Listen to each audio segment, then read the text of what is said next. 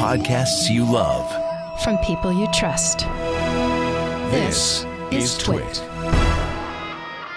Hi, this is Leo Laporte, and this is my Tech Guy podcast. This show originally aired on the Premier Networks, 200 stations coast to coast on Sunday, August 23rd, 2020. This is episode 1722.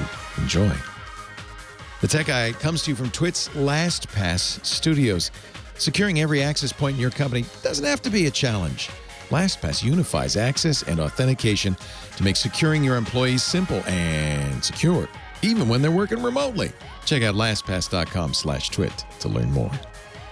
This episode of The Tech Guy is brought to you by Tailor Store. Tailor Store makes high-quality clothing that is fully customizable by you. From the basics essentials to the most high-end details, Tailor Store has you covered. Get 20% off plus free shipping with every purchase through October 31st at tailorstore.com/twit. Don't forget to use the offer code TWIT. And by Adobe Sign. Business needs to keep moving, whether people are working together or apart. With Adobe Sign, working remotely actually works. Learn more about what Adobe Sign can do for your business at adobe.com/businessmoves. Well, hey, how are you today? Leo Laporte here, the Tech Guy, your Tech Guy. Time to talk about tech, computers, the internet, home theater, digital photography, smart cars, smart watches, smartphones. 8888 Ask Leo is my phone number if you want to join the conversation. 888-827-5536. That's an 888 number, so it's toll-free in the U.S. and Canada. It should be toll-free, too, if you call from outside the U.S. or Canada, because if you use Skype out or something that can call a phone, some free service like Skype out that can call a phone, it shouldn't cost you anything. Round trip. So there you go. 8888 Ask Leo. There's a website we use to put everything I talk about there for you so you don't have to write it down as we're talking. That website is techguylabs.com. It's free. There's no sign up. I don't want your email address. I'm not going to send you anything. No salesman will call. It's just it's there for your perusal and amusement and information. And there's even a good little search there. And everything that you need to know is there. The stations we're on, the chat room address, the phone number, all of that. You just go there and get whatever you need. techguylabs.com. Settling in. What day is today? Monday? I don't know. Tuesday? What day is today? Thursday? Oh, it's Sunday. Okay. Just checking. It's all blur, isn't it? Oh, my goodness. Let's see. What's the latest on TikTok? No idea. They have now 90 days, not 45 days, and to figure out what's going to happen. And now a lot of people are conversing about whether maybe we should buy TikTok, they should buy TikTok, including Oracle. I don't know why Oracle would want TikTok. Some concern, because it wasn't just TikTok, it was also a chat application called WeChat that potentially is being banned in the United States. And that concerned a lot of companies. In fact, according to the Wall Street Journal, Apple, Ford, a lot of American companies were on a conference call with the president the week before the TikTok WeChat ban, saying, please don't do this. This could really hurt us overseas. A lot of our business is in China. Surely there's another way. They didn't come up with another way. Now Twitter, Oracle, and Microsoft trying to figure out. Even Google apparently was initially a part of a plan to get a number of U.S. companies to buy the U.S. part of TikTok. I just have to say, I mean, China aside, and that's of course a big part of this. The concern, there are a couple of concerns about TikTok. One, that it's spying on us. And I think as an individual or a company or a government agency, it's completely reasonable for you to say, yeah, let's not use TikTok. Let's, I took it off my phone. I'm not so much worried about the spying part. If I were a Chinese citizen in the U.S., I might be much more concerned. I don't think China really cares much about who I am, and I don't think they get a lot of information from TikTok. There's maybe a more serious concern, though. the propaganda benefit of TikTok. If you watch a lot of TikTok videos, just as if you watch a lot of YouTube videos, the program itself, the algorithm as we call it, adjusts as you watch. The goal for, at least for YouTube, is to get you to watch more. I think it's the same for TikTok, to get you to watch more. So they watch, they look, they automatically see what you spend time watching, and they try to give you more of that. And as we've seen on YouTube, that can have a negative effect. Facebook is another company that does this. Facebook does that with their news feed. That middle column of your Facebook page. What's on there? It's not what you might think. What one would assume is, well, everybody I follow, all my friends and family, and the people I care about, the groups I'm a member of, that's what's there. No, only some of that is there, because the algorithm does the same thing. It watches what you look at, watches what you spend time with, watches what you click, and says, let's give her more of that. And so it's that's kind of how, that's the secret sauce of most of these systems, these technology systems, the recommendation engines. And there's all sorts of potential problems with that. In the case of YouTube, there's the issue of it promoting extremist videos, because it turns out extreme is good, right? For better or for evil, you watch more of the more extreme stuff. So if you watch a channel or a video about vegetarianism, it's likely that you'll get eventually videos about veganism, which may get you to videos about PETA, and which might get you to videos about extremism in support of animals' rights and things like that. And it goes in various directions. And we know this. We've seen this. Research has proven, yeah, that's pretty much what it does. So the fear with TikTok might be that, for instance, the Chinese government might say, hey, this is a great avenue to influence American public opinion. Why don't we start modifying the algorithm so that it promotes our point of view, political point of view, and we can subtly, gradually influence the American mind? Wow, that's an interesting idea. Of course, it's not just TikTok that could do that. In theory, so could Facebook. In fact, if you really think about it, Mark Zuckerberg, who has absolute iron-fisted control over Facebook, he has 60% of the voting stock. Nobody can say boo to him, not his board of directors, not any of his subordinates. He completely controls Facebook, and he has similar power. He may be the most powerful person in America, at least in terms of public opinion. In fact, when I took TikTok off my phone for that reason, not to be overly influenced by the algorithm, well, I don't know how you get away with it, because if you look at Apple News or Google News or any of these other things, they're all algorithm driven. But you can do your best, try to look at different sources, find different information sources, try to learn, try to get as many opinions as possible. But Facebook, long gone from my phone for the same reason. I don't like the idea that Mark Zuckerberg might, if he decided, think about it, if he decided he wanted to support a law, a bill, a candidate, be a fairly simple thing for him to do that. Do it in a way, frankly, that would be subtle enough that I don't think anybody would even know he's doing it. He might be doing it, for all we know, he's doing it right now. So I think it's important to understand that, yes, perhaps TikTok poses a threat, at least in that regard. I don't think the privacy threat is quite as significant. Certainly if you use it on an iPhone, the privacy protections on the iPhone keep TikTok from learning almost everything. There was a story that TikTok on Android was bypassing Android's privacy controls to take your IMEI number, your unique phone identifier. I'm not sure what they can do with that, but that's a cause for concern. You can't do it on the iPhone. So I don't think it's so much the privacy concern on the iPhone anyway. It's the concern about propaganda.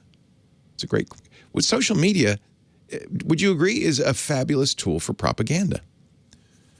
It's become, it wasn't its intent. In fact, in many ways, it's not its result because it's really all about giving everybody a voice, right? Except that it uses these algorithms to surface stuff to keep you watching, and that ends up being more extreme.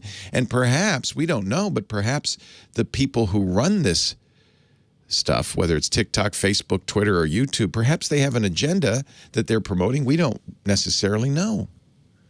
And there's really no way to control that. So, but where do you control it? You can't, I don't think you control it with governmental intervention. Perhaps, I mean, oversight is a good thing, but ultimately it's up to you and me. I think this is really important.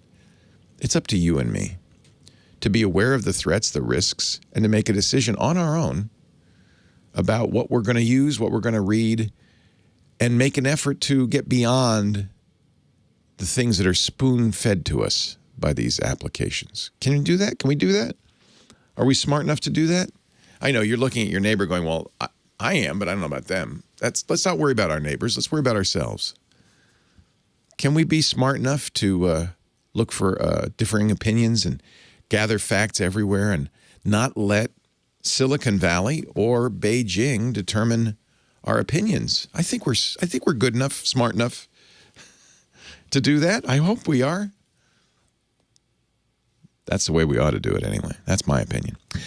What's yours? 8888 Ask Leo. That's the phone number. I was going to start talking about WeChat too, but we'll save that for another day because that's a very interesting story. That's a program that is so dominant in China that the U.S. government has said, yeah, we're not going to prohibit American companies working in China from using it. You have to. If you're going to do business in China, you just have to. You don't have a choice. 8888 Ask Leo. It's a miracle each day. She shows up to answer the calls. She is made of stainless steel. Kimmy, don't take no Schmidt. Or Schaffer, I guess. It's Kim Schaffer. It's the unbreakable stainless steel. Nothing sticks. Hello. Hi, how are you? Hello. How are you? Good. Today we should talk tech. Yeah, probably. I mean, that is what the show's about. You're John laughing in the background. Really? You think? Do you ever get in here? Actually, this is really a question for me. Leo, do you ever get in here? Because that's all I do, 7 days a week. All I do. We have a podcast network, 20 shows. I do this. All I do is talk about tech. Mm-hmm. Do you ever want to talk about something else? Gardening. Yeah. Oh, pizza. My tomatoes are great. Mm-hmm. I made pizza. Cooking. No, and the funny thing is tech encompasses so much. Lately we're talking a lot more about politics. I just was talking about banning TikTok and so forth. And so we talk, it really is sewn into the fabric of everything we do these days. It's a bright copper thread. Well, especially right now with everything. Even more working now. From home. Yeah, everything is tech. There's. I saw an interesting statistic. The the S&P 500, which is 500 characteristic stocks, American stocks on the stock market, is at a record high. It's regained all its losses from the COVID crisis, and it's back higher than it was in February before this all happened. You mean I can look at my Mint app again? Well, but wait. Without being depressed. But wait, because if you take out the 5 big tech stocks, Facebook, Apple, Amazon, Microsoft, and Google, it's down 6%. Yeah. It's those 5. It's the tech companies that are booming right now. And so that's just to confirm what you said, which is that this is a good time for technology. Maybe not a great time for the rest of us. Jeff Bezos and Mark Zuckerberg and Tim Cook are all worth much more. Apple's finally this week a $2 trillion company. And that's all because we need tech more than anything during this. Maybe not more than a medicine. I heard that announcement this week and I went, there's so much going on in this world that I don't want to hear that you have a lot of money. Yeah, Jeff Bezos is worth almost $200 billion. He's the richest man in the world. Richest man has ever been, except for maybe the oligarchs like Vladimir Putin. We don't know how much they're worth because they'll never show their tax returns. Yeah, they own a lot of the Russian economy, but that doesn't we don't count that. Saudi Arabian princes, things like that. But Bezos worth as of August 7th, he's probably worth more now, $193 billion. I remember when we were all going, ooh, Bill Gates, he's worth $32 billion. Wow. Now, Bezos, who's 56 years old, is worth 6 times that. But you know what? He's still only 5'7". Oh, I'm taller than him. That's nice. Isn't that pathetic? Pat him on the head. But he'll always be 5'7". Jeffy. I'm just kidding. I have nothing wrong with being 5'7". Who should I talk to first? How about Roger in North Hollywood All right. with a question that I'm interested in? Okay. Roger in North Hollywood, Leo Laporte, the tech guy. Thank you, Kim. How are you, Leo? I'm great, Roger. How are you? Terrible, terrible. Oh, no. What's the matter, Roger? My life is in the tubes. It gets worse every day. I've got problems on top of problems. Number one, living in North Hollywood in the apartment building from hell. And we can't get any repairs.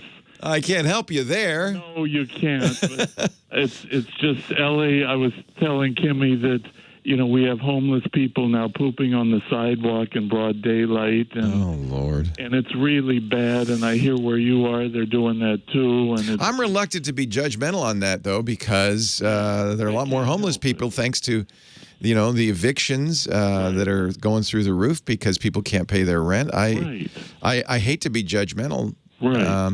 But so I don't know situation not normal right now. No, and my car has been broken into 8 or 9 times, and my crazy brother has broken into my apartment 8 or 9 times, and the police in L.A. won't do anything. Man, I feel for you. I really do. That's rough. I'm so sorry. And on top of that, you can't walk on the beach in L.A. barefoot anymore. Do you know why? Why? Needles and syringes. Oh, from Lord. The drug people. They leave their calling. Oh, Lord. Oh, no. So anybody who thinks about coming to L.A. for a fabulous vacation and fun in the sun, forget it. No one's going anywhere. Are you kidding? We're all, if we're lucky, if we still have a home, locked indoors. Right.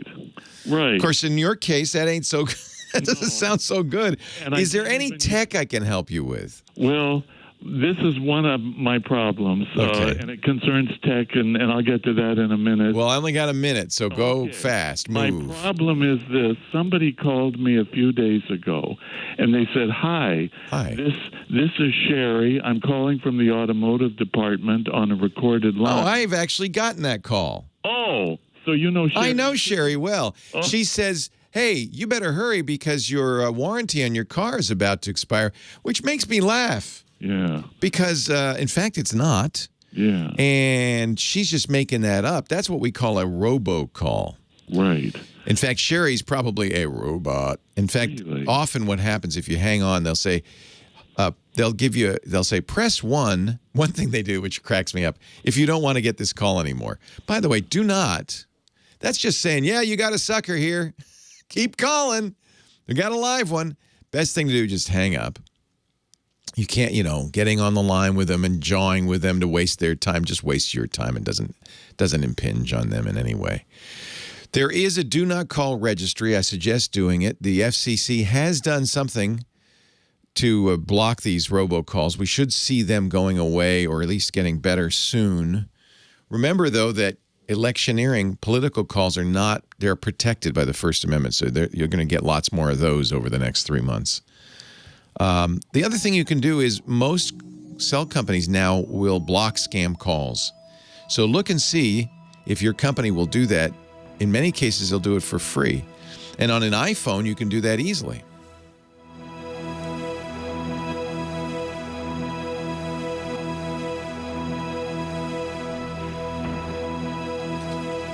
The FCC has required the shaken stirred protocol be implemented. It's not going to happen until next year, but that will help a little too. That's an authentication of the calls.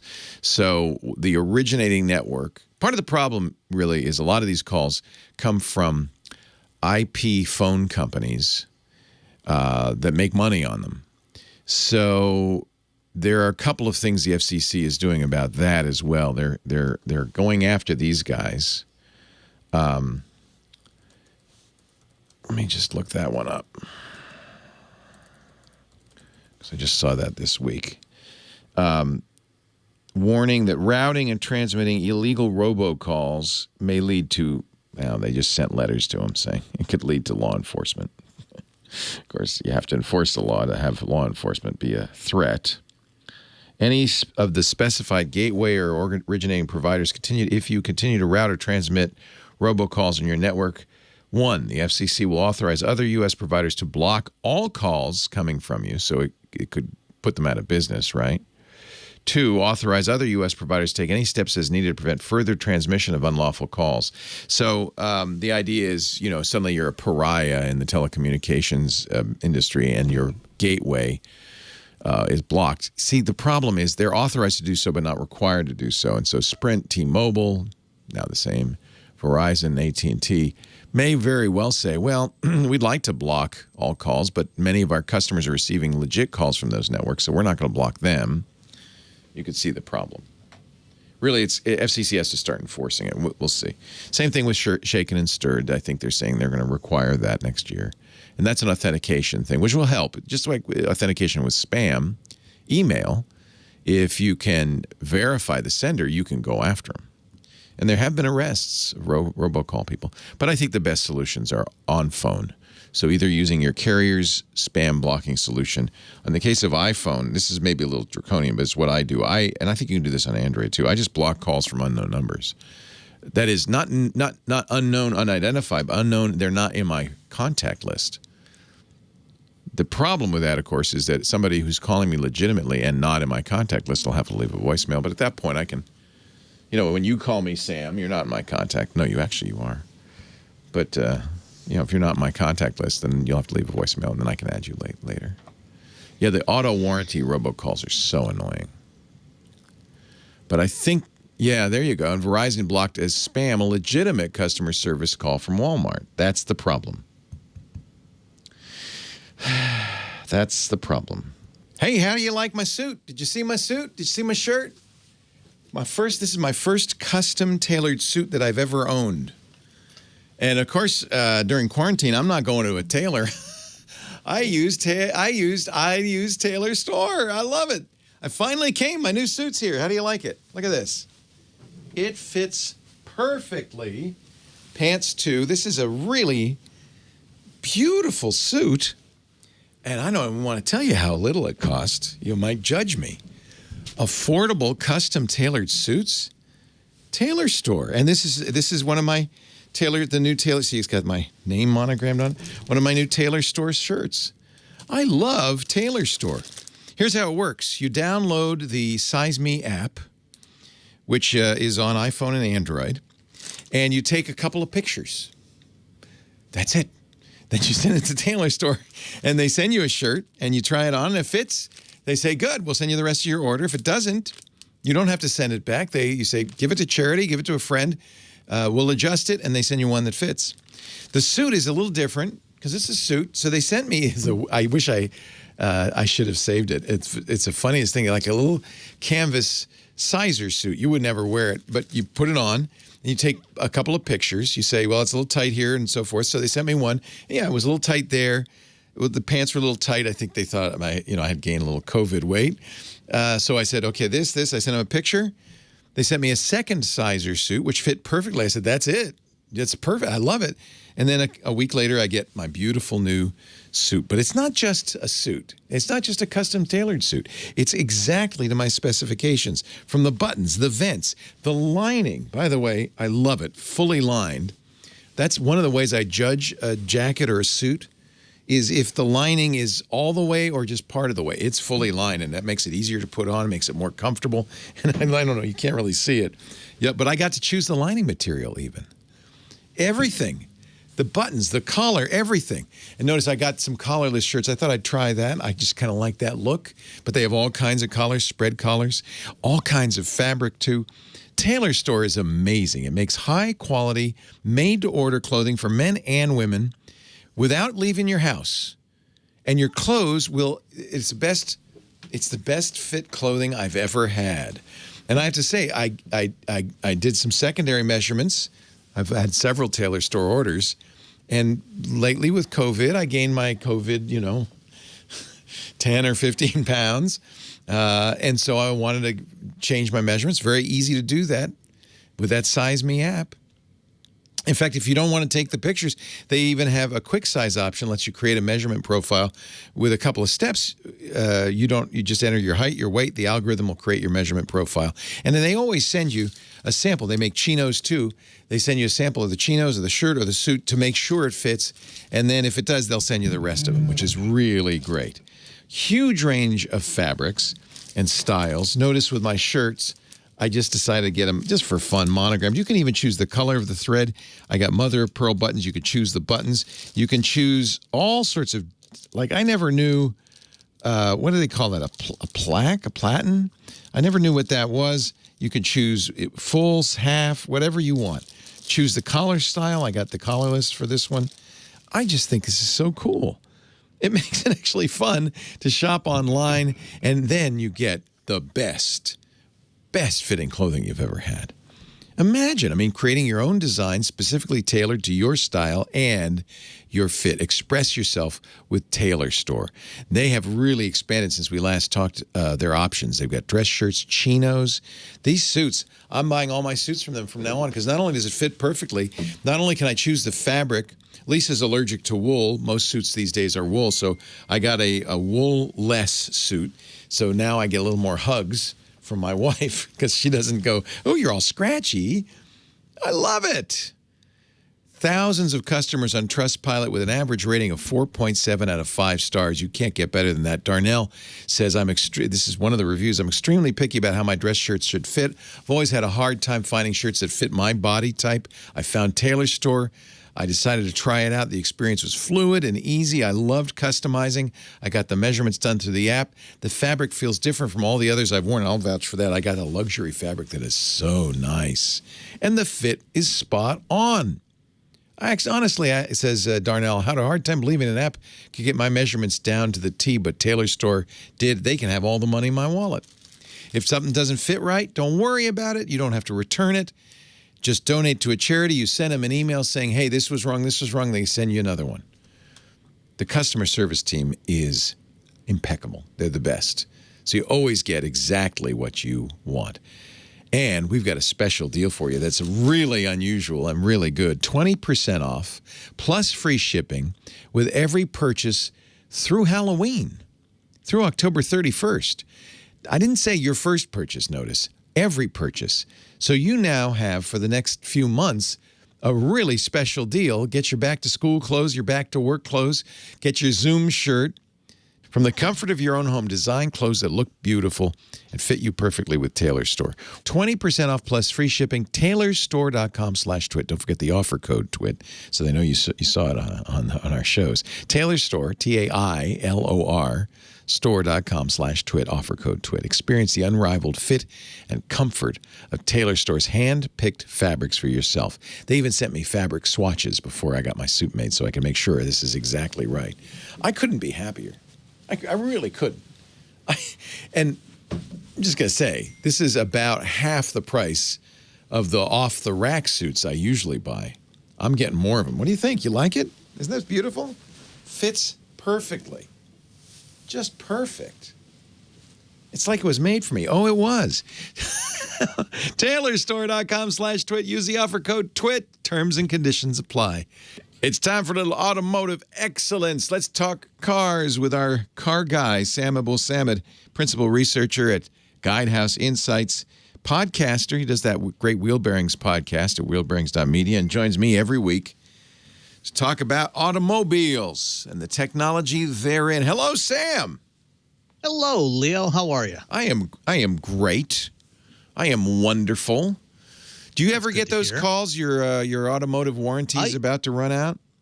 I used to get those all the time. All the time. And it was particularly annoying, when I was getting them for cars that, I hadn't owned for 3 or 4 years. Yeah.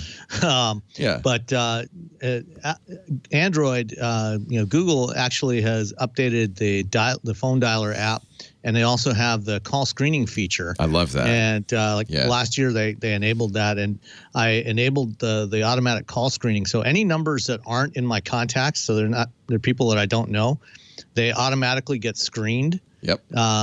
So it hears I I forget what Google calls it. It's their AI voice system. It says, I'm hi, picking up. This subscriber uses Google to screen calls. What's your name? And then.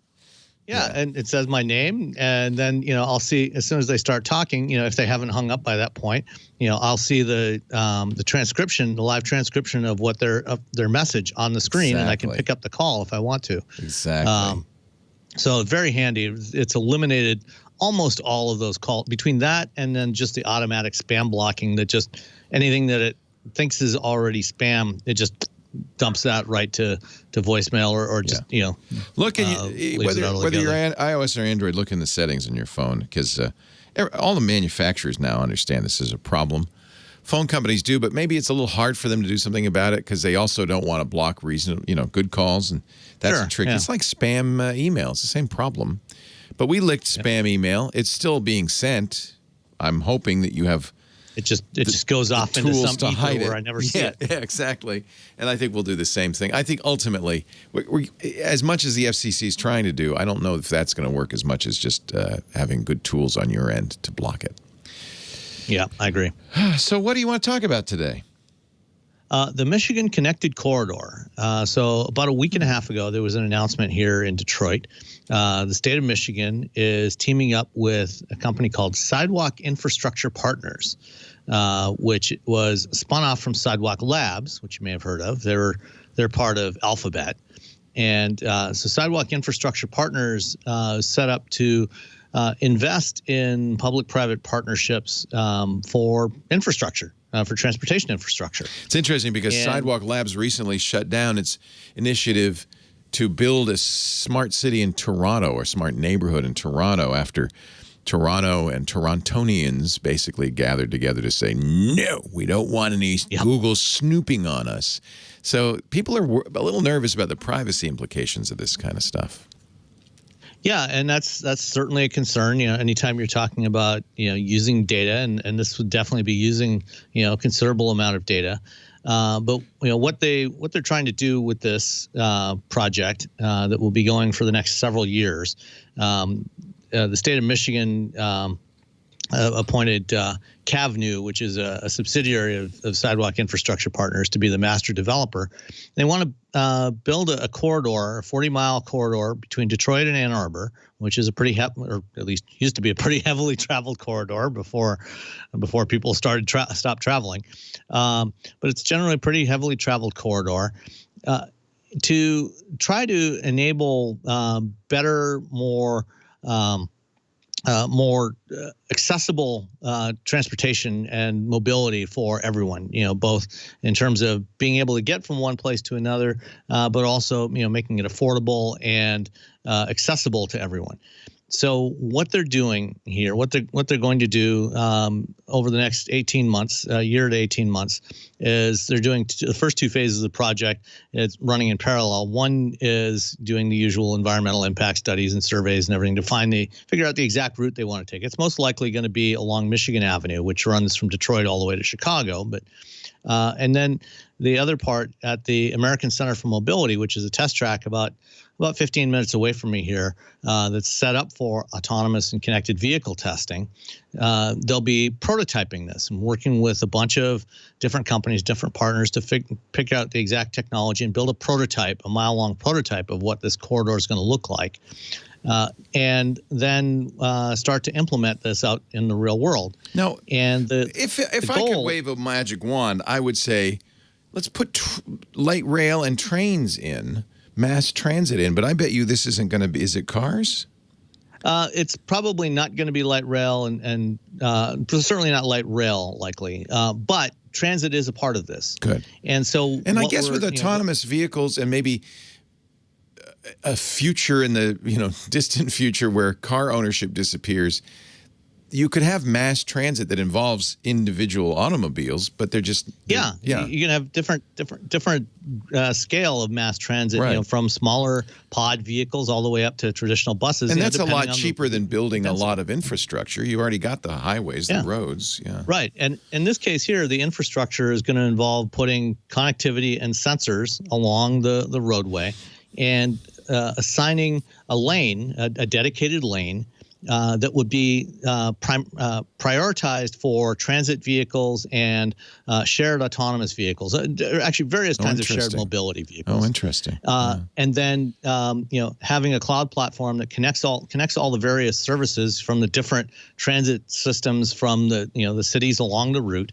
But then, because that lane is not going to be used 100% of the time by those shared vehicles, they will also make access available to other vehicles, but on a toll basis. So if you want to use what is effectively an HOV lane for shared vehicles, if you want to access that, you can get into that lane, but you'll pay a toll for using that, and those tolls will be used to fund the infrastructure. So it's it acts as an incentive for people to use the shared mobility modes, whether it's buses or autonomous shuttles or whatever type it might be, as well as the services that are feeding into this corridor.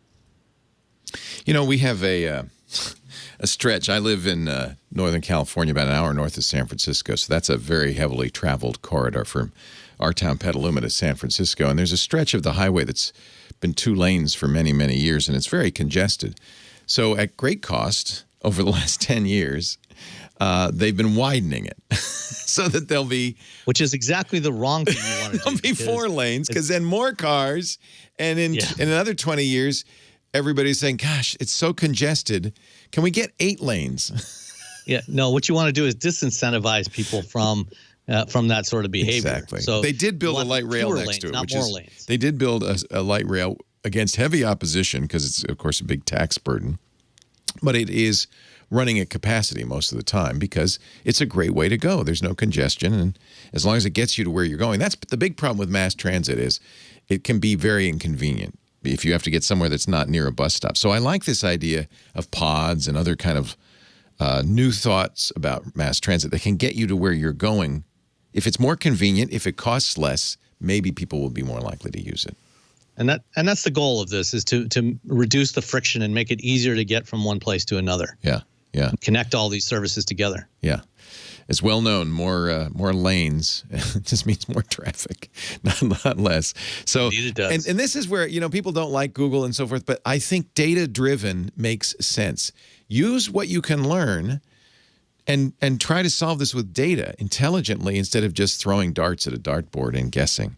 And that's why I think smart cities and something like this corridor are actually a good way to go. I know Google's involved and that bothers some people, but data can, I think, save us, can help us.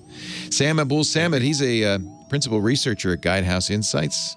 Listen to Wheel Bearings' podcast at wheelbearings.media. And, of course, join him every week right here on The Tech Guy Show. Leo Laporte, the Tech Guy. Yeah, I always have this cockeyed fantasy that all the cars are gone and we can ride our bikes everywhere. Stuff like that is actually starting to happen in some places.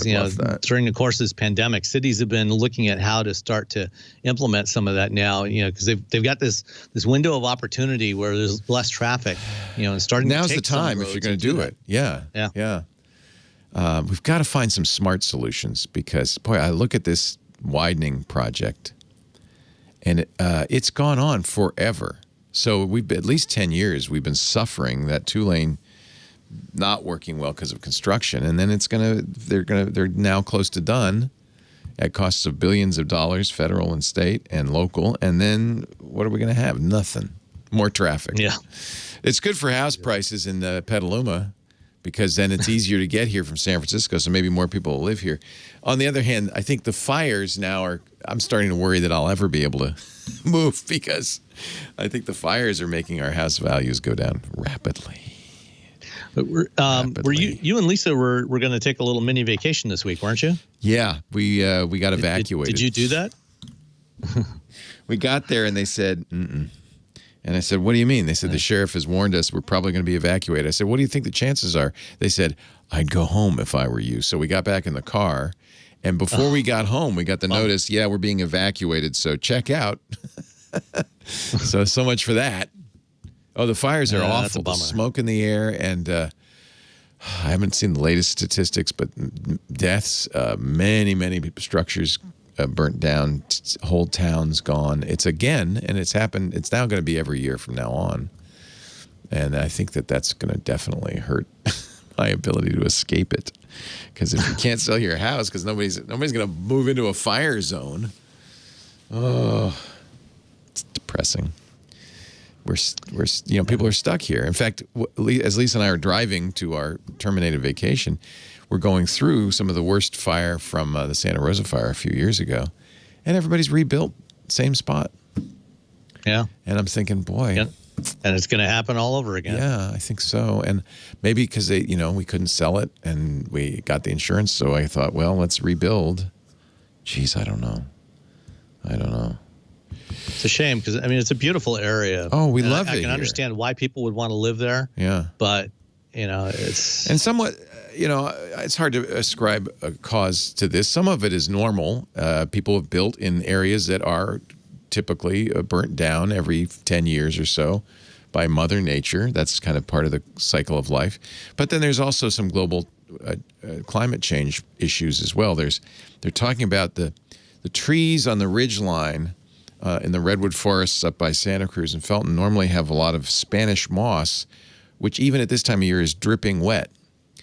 It has been dry for the last 5 years. And probably because of climate change. I'm sure that's just like fuel for all this. Boom, goes up like that. It's basically fuel. And so it's just even a few degrees warmer is enough to stop the Spanish moss from being wet. Is enough to. So it's terrible. So good luck with your yellow brick road. 2020 is the year that Earth's immune system kicked into gear and tried to. Let's get rid of those people. Those people are really causing problems. Let's get rid of them. I was reading about World War II. There were 130 million people in the United States during World War II. We're almost tripled that since then. No wonder it's a little crowded. And most of that population is concentrated along the two coasts. Yeah, right here. Thank you, Sam. Have a great week. I'll talk to you next week, Leo. Take care. Bye-bye. Bye-bye. Leo Laporte, the tech guy. 8888. Ask Leo, the phone number. Gary in Chickamauga, New York. Hello, Gary. Hi, Leo. How are you? I got some news for you on the robocalls. A local attorney here just won a $232,500 judgment for a woman. Yes. Against Credit One Bank. Yes. 465 robocalls. That's going to be the key. Yeah, that's going to be the key. They're arresting people. They arrested a guy in Florida last year who was responsible for something like 25% of all the robocalls. But it still seems to be a problem. And I don't know. The problem with there's a do not call registry, and the FCC is implementing these protocols called Stir and Shaken that will help. But they don't seem to be creating, they encourage the phone companies to do something about it instead of demanding. So I just don't know. If you can figure out who made them, you can get a big judgment. I agree. That's what this I agree. And that's where Stir and Shaken come in, because they say you can say, I don't want any unauthenticated calls on my phone, which means whoever makes a call has to identify with the originating network, identify who they are. That's how you get them, because no spammer, no robocaller wants to be known for that very reason. So, yeah, you're right. If we can find them, I think ultimately the fix is going to be technological fixes on our devices, just as the fix for spam email was good spam filtering from our email providers. I think that's what's going to be required. Well, here's my question. It has to do with what I thought was a tech fix. Google came out with these action blocks. I created 16 of them on my phone, basically just to switch Sirius XM stations. Works real great. And then I went and bought a new Pixel 4a, and when I transferred all my information from my old phone to the Pixel 4a, everything went fine except the action blocks. All I got were blank widgets. I was wondering if anyone or in the chat room can figure out how do you back up and transfer the action, because it takes a while to set them up because you got to get the right, you got to make sure you're giving it the right direction. But that's the beauty of it. Once you do, you don't have to worry about speaking incorrectly. You just, tap it and it works. Yeah, they go with a Google Assistant. The idea, Apple has something similar called shortcuts. The idea is you can train the voice to do things you want it to do, and then you just, say what you want it to do. You do need the Action Blocks app on Google Play. Is there nothing in the Action Blocks app that says something like save or preserve or backup? No, I looked for it and could not find a thing. That seems kind of dumb. Yeah. Kind of a missed opportunity. A couple of hours of work and I can't get it to the new phone. Wow, that seems pretty bad. Now, do you have in your settings of your Android phone, you have Google Backup turned on? Yes, and so all I did was tell it to transfer. Yeah.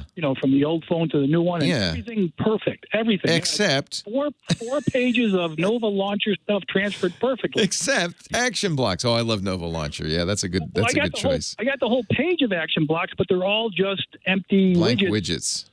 And it's all the same. They don't even have the pictures that you set up or anything. Nothing.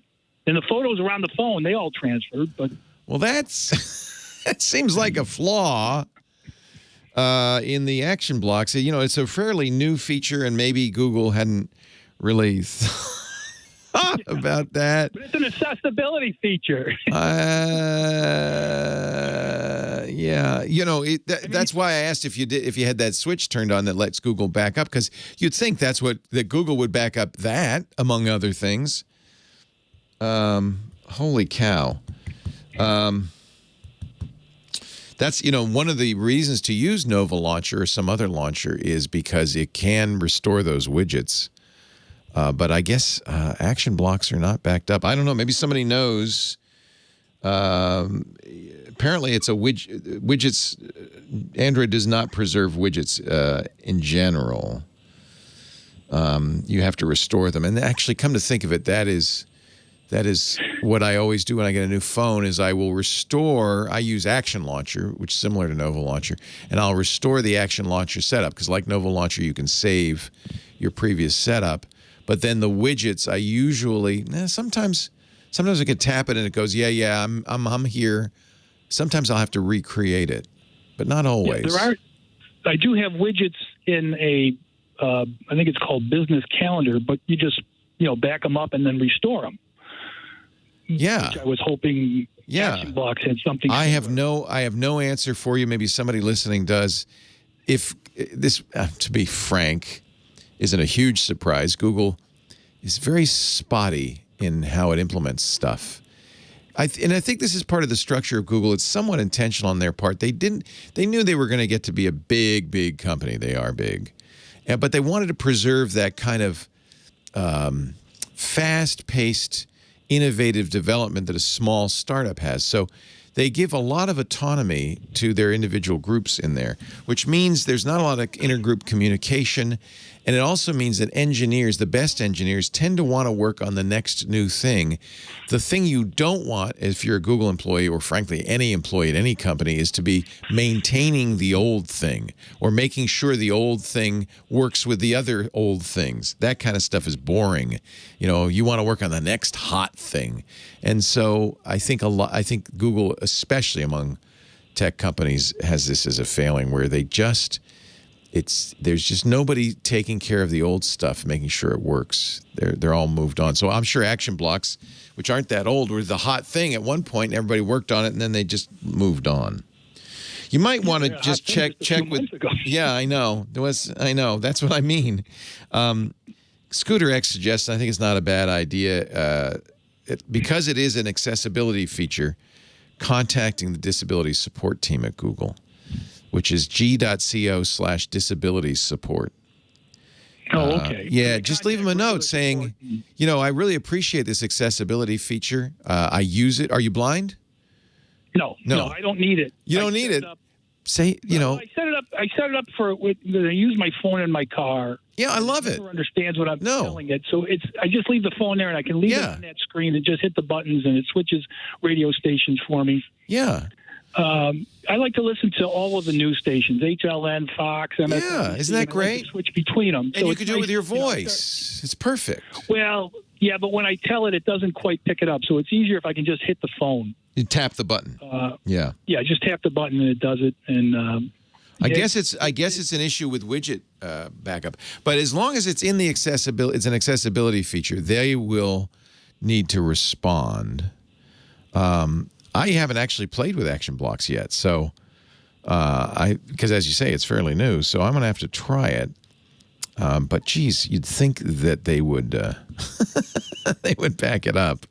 It may be because it's a widget. I don't know. You got me on that one. If anybody knows, anybody from Google listening, if you know, let us know. 8888 Ask Leo, and I'll keep searching for an answer. I'm sorry I don't have one for you now, Gary. Thanks. All right. Take care. Yeah, that's a worthwhile thing to play with. I guess the nearest analog for on the iPhone is the Siri shortcuts. Shortcuts are great, though. Anything that you can use to automate this, and that's really kind of ties together the Google Assistant, the widgets, and the other things you do on the phone in a really nice way. I've kind of decided, it's been I think the battle has come down now to between Amazon's Echo and Google's Assistant, and I think I've kind of come down on the side of the Google Assistant. There are a few things it can't do that the Amazon can do, like order products from Amazon or play my audiobooks from Amazon. But there are also so many things that the Google Assistant seems to do better. I think I'm moving towards settling on that one. I have a silly house. It's crazy. I have, on top of a Google Assistant device, I have an Amazon Echo device. They're stacked almost everywhere. Every room has both. I just want one. Just not one. Well, hey, how are you today? Leo Laporte here, the tech guy. Yeah, time to talk computers and the internet and home theater and digital photography and smartphones and smartwatches and all that jazz. 8888. Ask Leo. The phone number. Cedarville, California is next. Jeff's on the line. Hello, Jeff. Hi, Leo. How are you? I'm well. How are you? I'm darn good. What can I do for you? My wife thinks you could sell ice to Eskimos. But I would hope that is not what it says on my tombstone. I would hope I'd be remembered for other things and my ability to pitch. It's a necessary evil if you're in broadcasting, right? Yeah, well, you're good at it. Thank you. Okay, first question up. I listen to a lot of your stuff, MacBreak and Twig and TWiT and this show a lot. All my podcasts, yeah. Yep. And so Stacy, IoT girl. Isn't she great? Stacy Higginbotham. I love her and the interplay with you and Jeff. And good. That's our This Week in Google show, which so rarely is about Google that we really should probably rename it. But that's that's just the nature of things. Well, good. I'm glad you like that. That's great. Okay. So I've bought some GoSund smart plugs. They were sort of the top listed Amazon smart plugs thing. My question is are you aware of any devices that would be a smart plug at the breaker side? Oh, that's interesting. In a breaker panel, so I could voice control things that are already wired. I don't know if you would want to do that. That's interesting.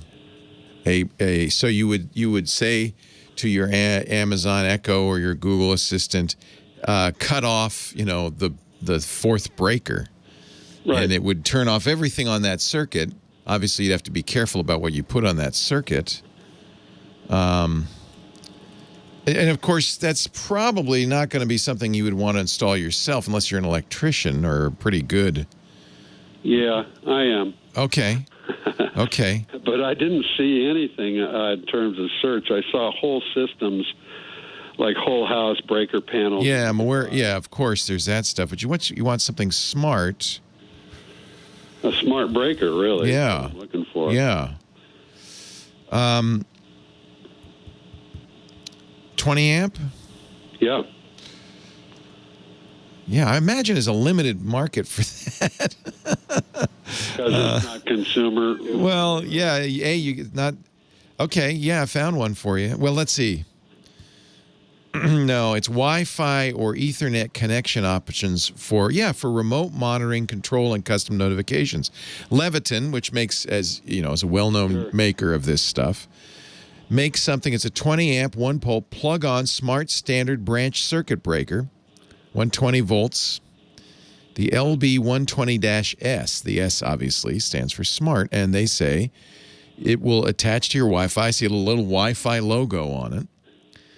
And it says for remote monitoring, which makes a lot of sense, to see, you know, is the breaker on or off. I like this idea. I think replacing all the breakers in the house with these would make a lot of sense, because then you could you could have a dashboard on your computer. When a breaker pops, you'd know exactly where it is, and maybe even reset it remotely. It does have a physical on-off and test buttons. Obviously, it must. I don't know what it says. No wiring to the circuit breaker. It's a plug-on design, so that's nice. You could pop if you have that kind of circuit breaker, you pop the old one out, pop in the new one. Remote monitoring, control, and custom notifications. Control is the thing that intrigues me. That might be that you could, by voice, say, you know, hey, Shlomo, turn off the LB120. Right. That's very interesting. Will you let me know if you try? They have a couple. They have one that's the S, the LB120S, and then the LB120DS, which is a branch circuit breaker, and it's got GFCI in it, so that would be suitable for a bathroom or somewhere like that. That's a very interesting idea.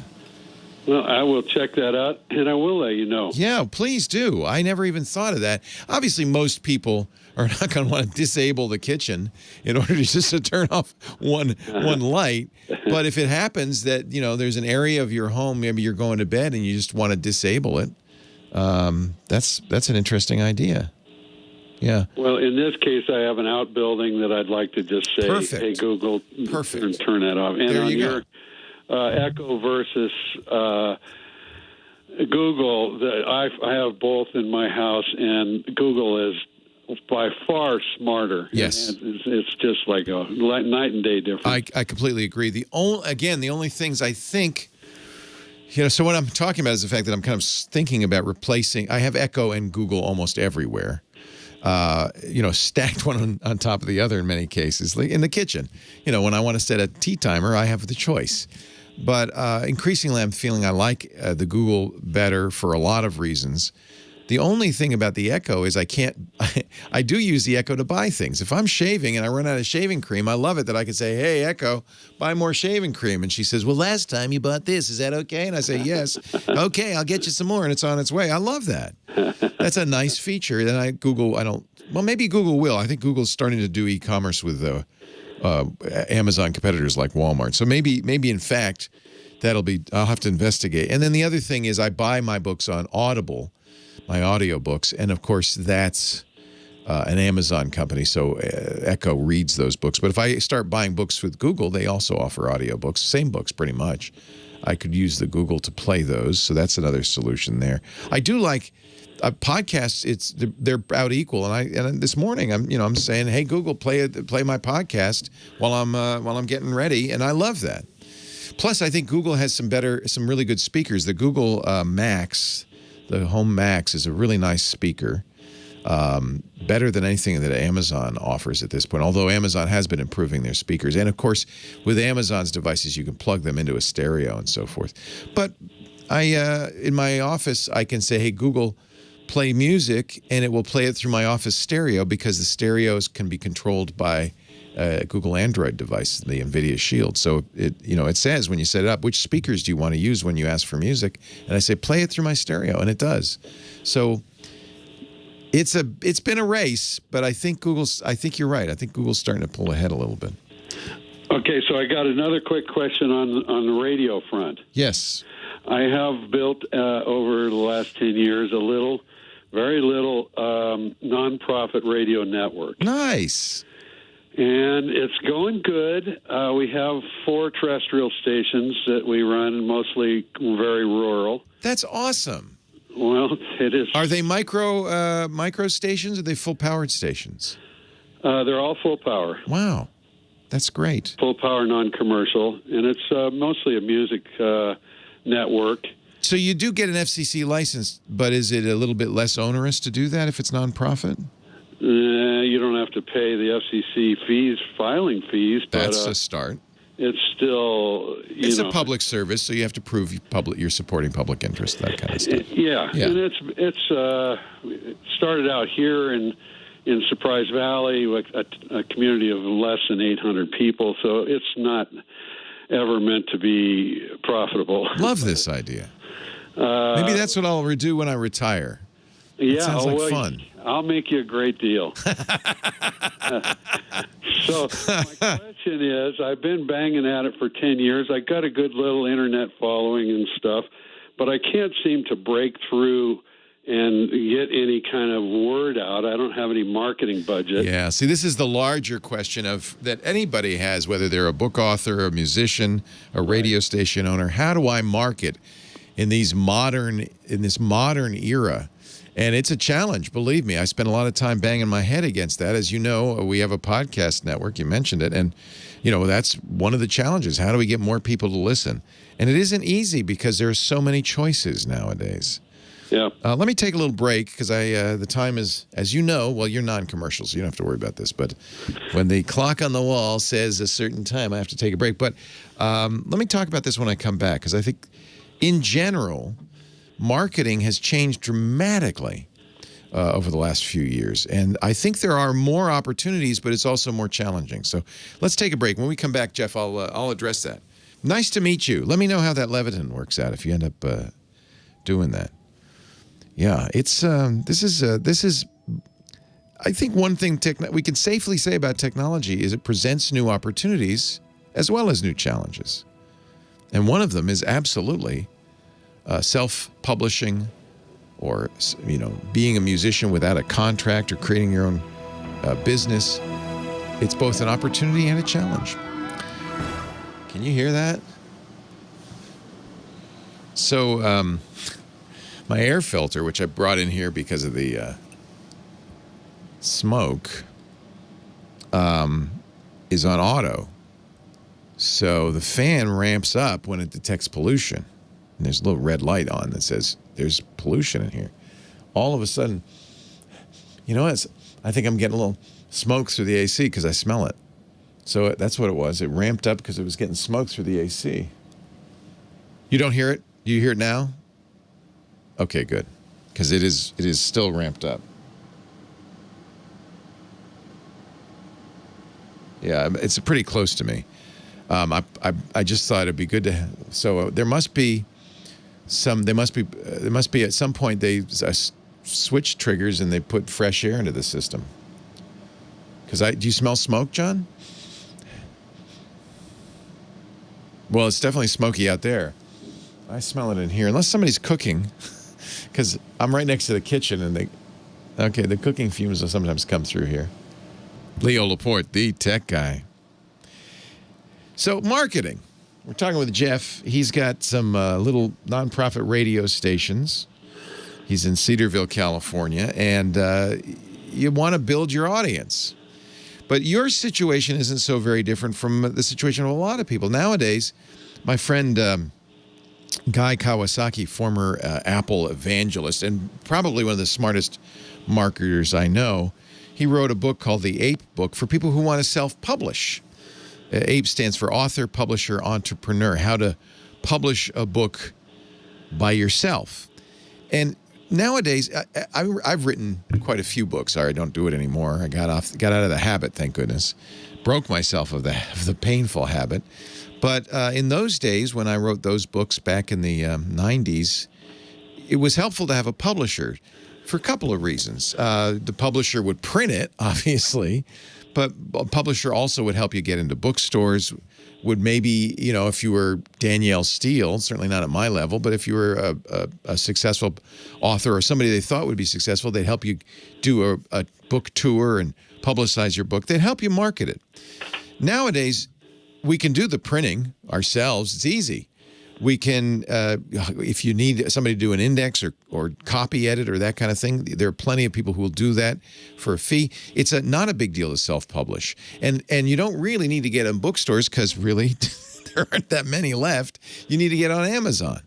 And Amazon actually has a whole self-publishing arm to make it easy. So this is totally doable except for that marketing angle. You know, book tours, advertising. How do you now?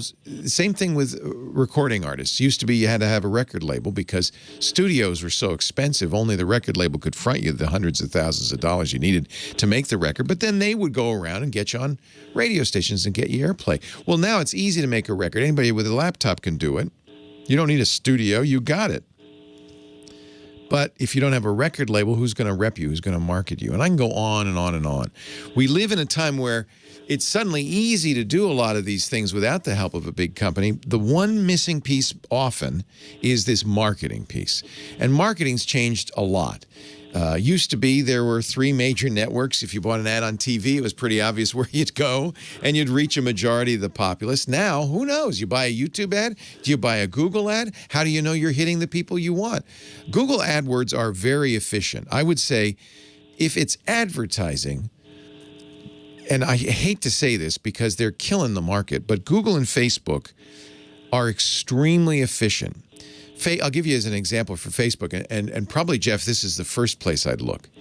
Facebook has extremely targeted ad buys. You know your region, you maybe even know the type of person who listens. So you can very much narrow down those Facebook ads to the people who would like your stations but just don't know about it. And you can do it very efficiently. If you look at political ad buys from 2016 and already from this election cycle, you'll notice that instead of being multi-million-dollar ad buys, as they have been in years gone by, because you would buy television, most of these ad buys are $100 or less. It's not that they're spending less money, they're spending smaller chunks of it because you make these very targeted buys. You spend $100 to reach that 5,000 people in the Lehigh Valley of Pennsylvania, those people. And in fact, I only want likely voters in Lehigh Valley. And so it's a very cheap buy, and you make many of those to target. And that's that's what campaigns are doing. That's what smart marketers are doing. I talked to a marketer, one of the big, well, I'll say it, one of the biggest advertisers in the world, Procter & Gamble, who said, I increasingly feel like my ad spend is much, much smarter if I do it with digital than if I buy television and radio ads. Now, I shouldn't say this because this is the way I make a living, but I would absolutely, and maybe even better than Google AdWords, I would look at Facebook, and I would look at ways to target it. For instance, one way you can do this, if you had a mailing list, if your existing listeners, for instance, joined a mailing list, and you could probably easily do that, join our mailing list so that we can let you know when we're going to have special events and that sort of thing. If you get their emails, what you can do is you can compile that list, you send it to Facebook, and they do something very interesting. They know a lot about each person on that list just from their email, right? That's what Facebook does. They collect information. So they look at those people and say, all right, we're going to sell you an ad buy, a $300 ad buy, that is people who are not on that list, but are very much like people on that list, geographically, demographically, interest-wise, perhaps even sentiment analysis. They do all sorts of interesting stuff. You say, match my list. I want people who I don't have as listeners, but who are very much like my existing listeners. Presumably those would be people interested in your stations. That's a very powerful tool. So and there are books, by the way, that will help you with this and with Google's AdWords. Google AdWords are somewhat targeted as well, but Google is pretty smart. They've figured out a way to maximize the dollar they get using auctions. So if you were to buy classical music radio as a keyword on Google, you'd be competing against other people buying those keywords, and it's an auction, so they would bid it up, you would bid it up, and Google would maximize the amount of money they made on those keyword buys. I don't think Facebook is quite so optimized in that way. Facebook knows more about its users than anybody, than TikTok, than WeChat, than the Chinese government, than the federal government.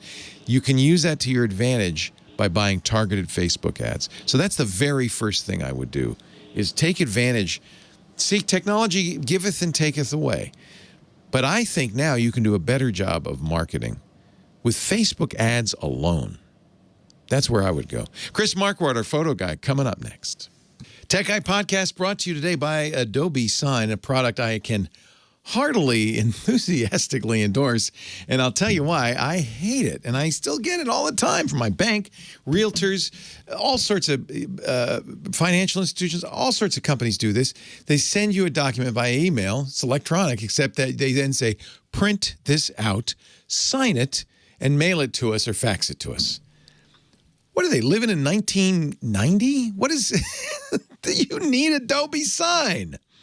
It's more secure, more reliable, easier for you, easier for your signers.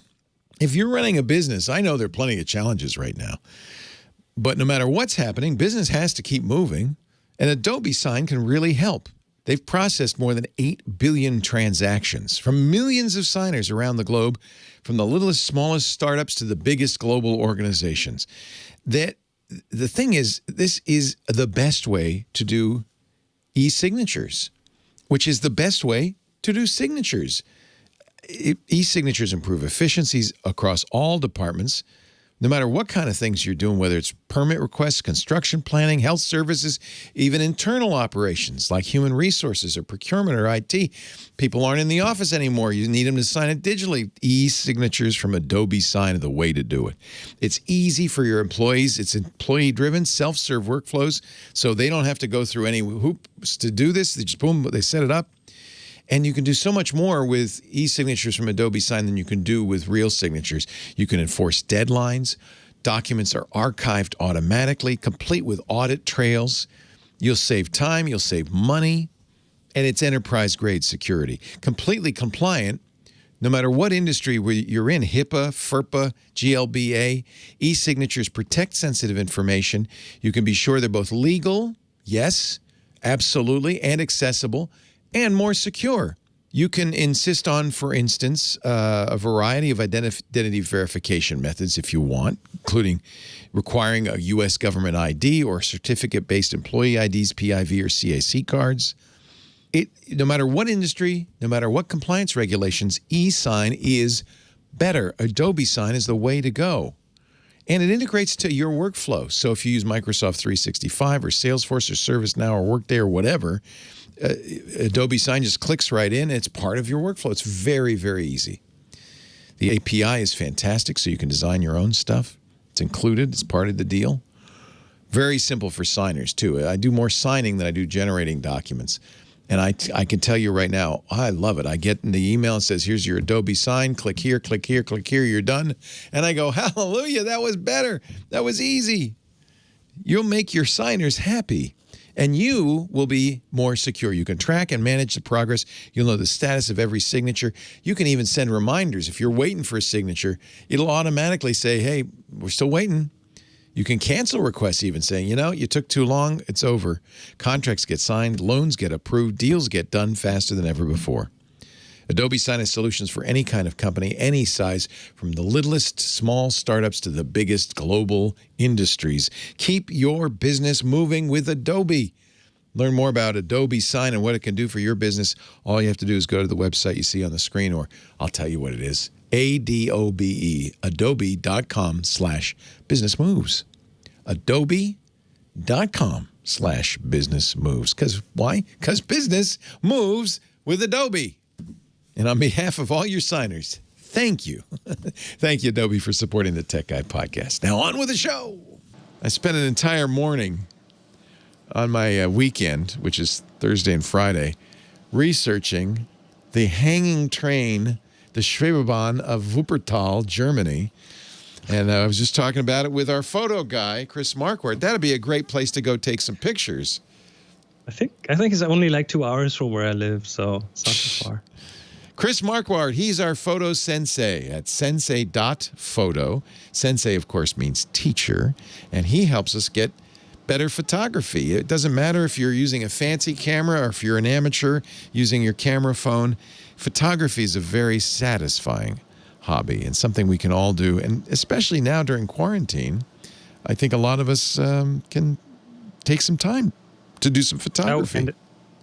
And especially now that everyone has a great camera in their pocket. I mean, this is really the time. If you want to pick up photography, don't be shy and look at those guys with the big DSLRs and stuff. I would bet that if your eye is good and you can train that, then you will take pictures as good as some of these guys. So another thing to make you a better photographer is, of course, to do little exercises every now and then. And this is one of the times when I'm bringing you some exercises. So I have 5.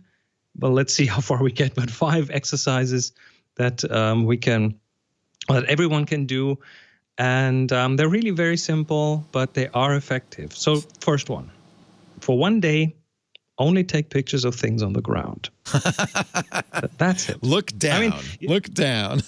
And the reason for that, of course, is we shoot too much from eye level, right? This is the most boring perspective we have, because we are at eye level. Our eyes are at eye level all the time. So do that. Where you rarely look up or down. So and by the way, also try the camera at different heights, all the way to the ground, from above, but only pictures of things on the ground for one entire day. I love that. All right. Do I have to get on my knees or just look down? Your choice. You can, I mean, it helps if you vary the height of the camera. Oh, yes, that's true. Yeah. Sometimes you do want to get down there. Oh, yeah. Yeah. Sometimes you want to be above it all.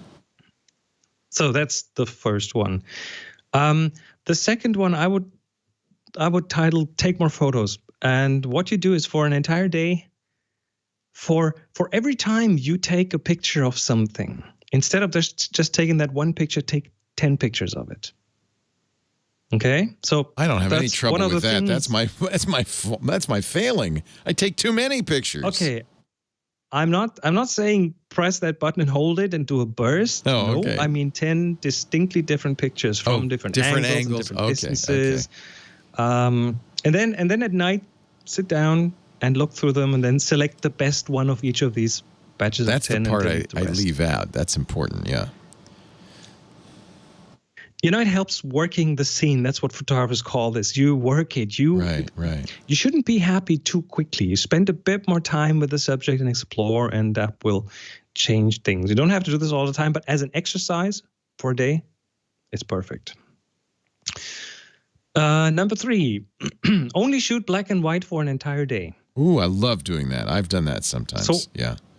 What you want to do is you want to have set your camera to black and white, and if you're on a smartphone, if you're on iOS, there's like filters in the camera app. The one I like is some silver something.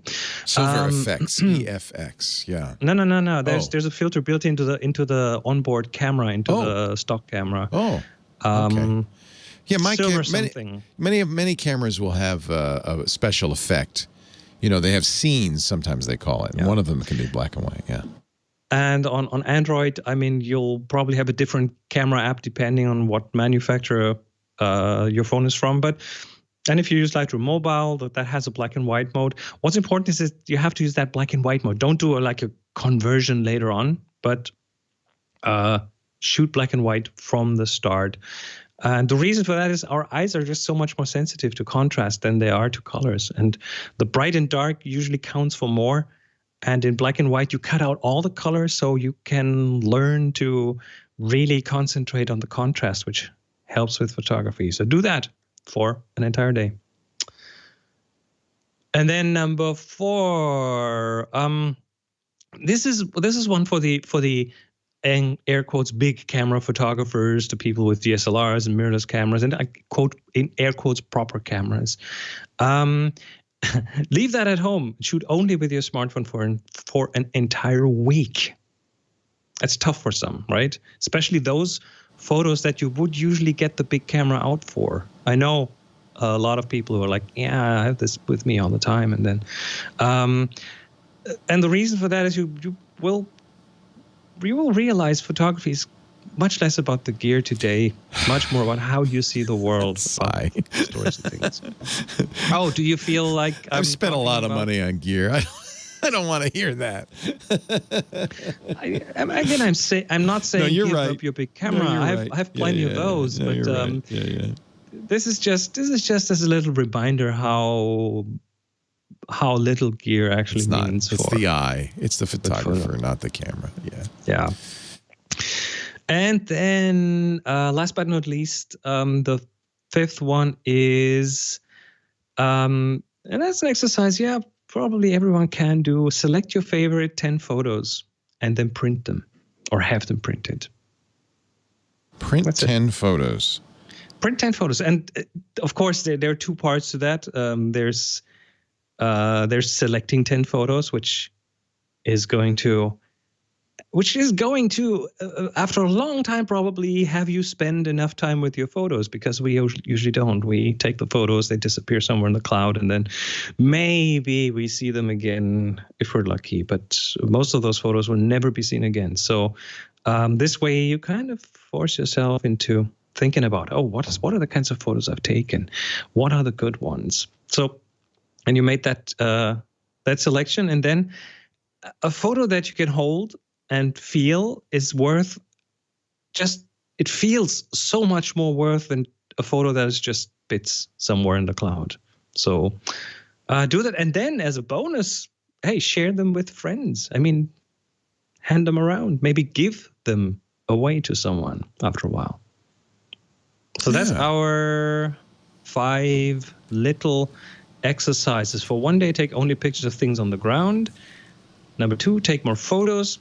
And like 10 of everything I want to shoot. Number 3, only shoot black and white for an entire day. Number 4, leave your big camera at home for a day, or for an entire week if you can.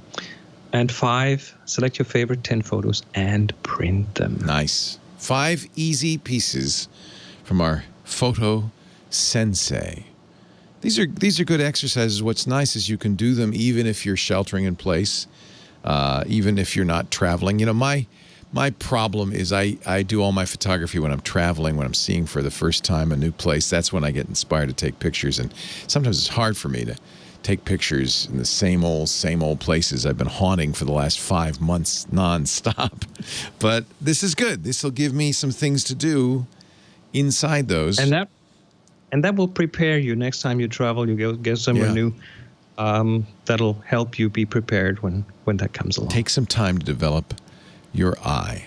This is the kind of instruction you can get at Chris's new site, his teaching site. Normally he does these great travel workshops all over the world. Not going to be doing that. The site is sensei.photo, SENSEI, the Japanese word for teacher, sensei.photo. And don't forget, Chris has a big conference coming up in Chicago. Nope. Is it over? Already done. That was done? This weekend. Oh, how'd it go? Teaching is already done. It went wonderfully. It was really good. It's not too late probably to go there and get the sign up for the videos though, right? I would hope. Probably still possible. So it's at outofchicago.com. So outofchicago.com. That's a good place to have it. Chris Marquardt also hosts the best photo podcast of all, Tips from the Top Floor. You can find all of that at sensei.photo. Leo Laporte, the tech guy. More calls next.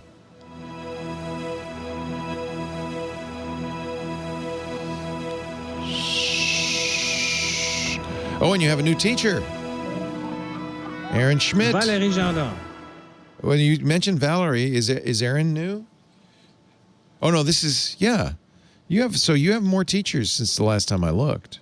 No, you're looking on the wrong location there. Oh, I'm at Photo Sensei, not Sensei. Sensei.photo. Those bastards. They stole your name.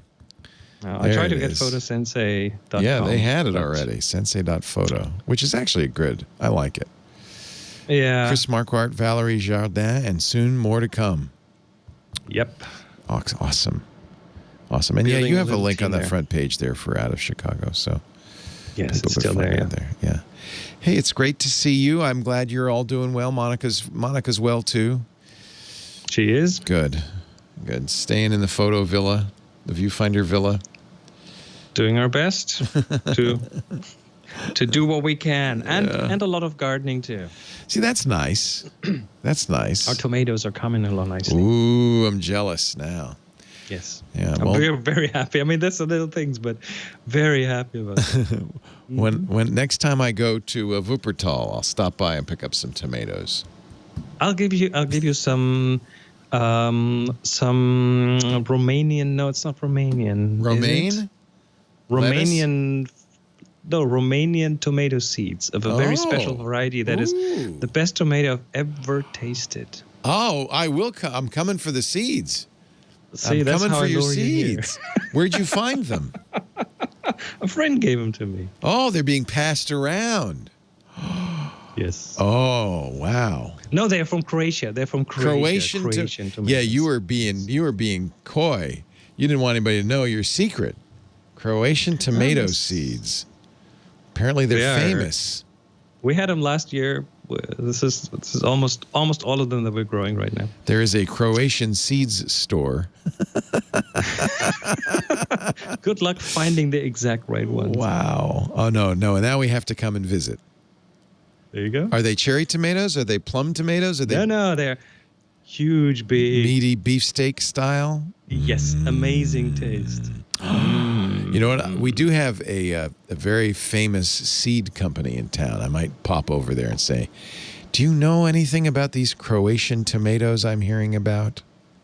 I'll send you a link. They can't even legally sell them in Europe in stores because they are like, there's a big tomato lobby in Europe, and they are like, they have limited the amount of tomatoes you can actually call tomatoes. So they're selling them as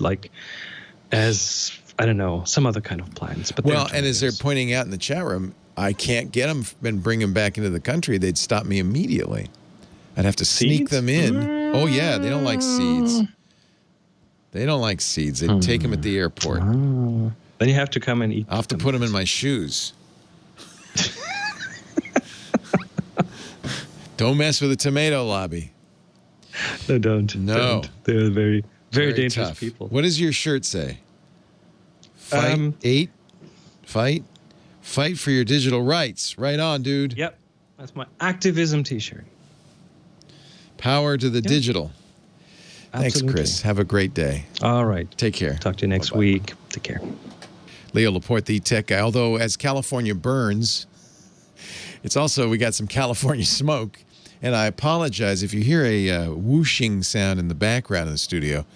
I have a air filter running because of this. There's so much smoke. Even though we're in an air-conditioned, sealed studio, of course, some fresh air leaks in or is brought in, is circulated in through the air conditioning system. And I guess some smoke got in because all of a sudden the air purifier, which runs on auto, is working overtime. Can you hear that? And it's got a light on it that says pollution alert, pollution alert. So I apologize for that, but I don't want to turn it off. I should mention, I forgot to mention our assignment. Each month, Chris gives us a photo assignment. It's not a competition.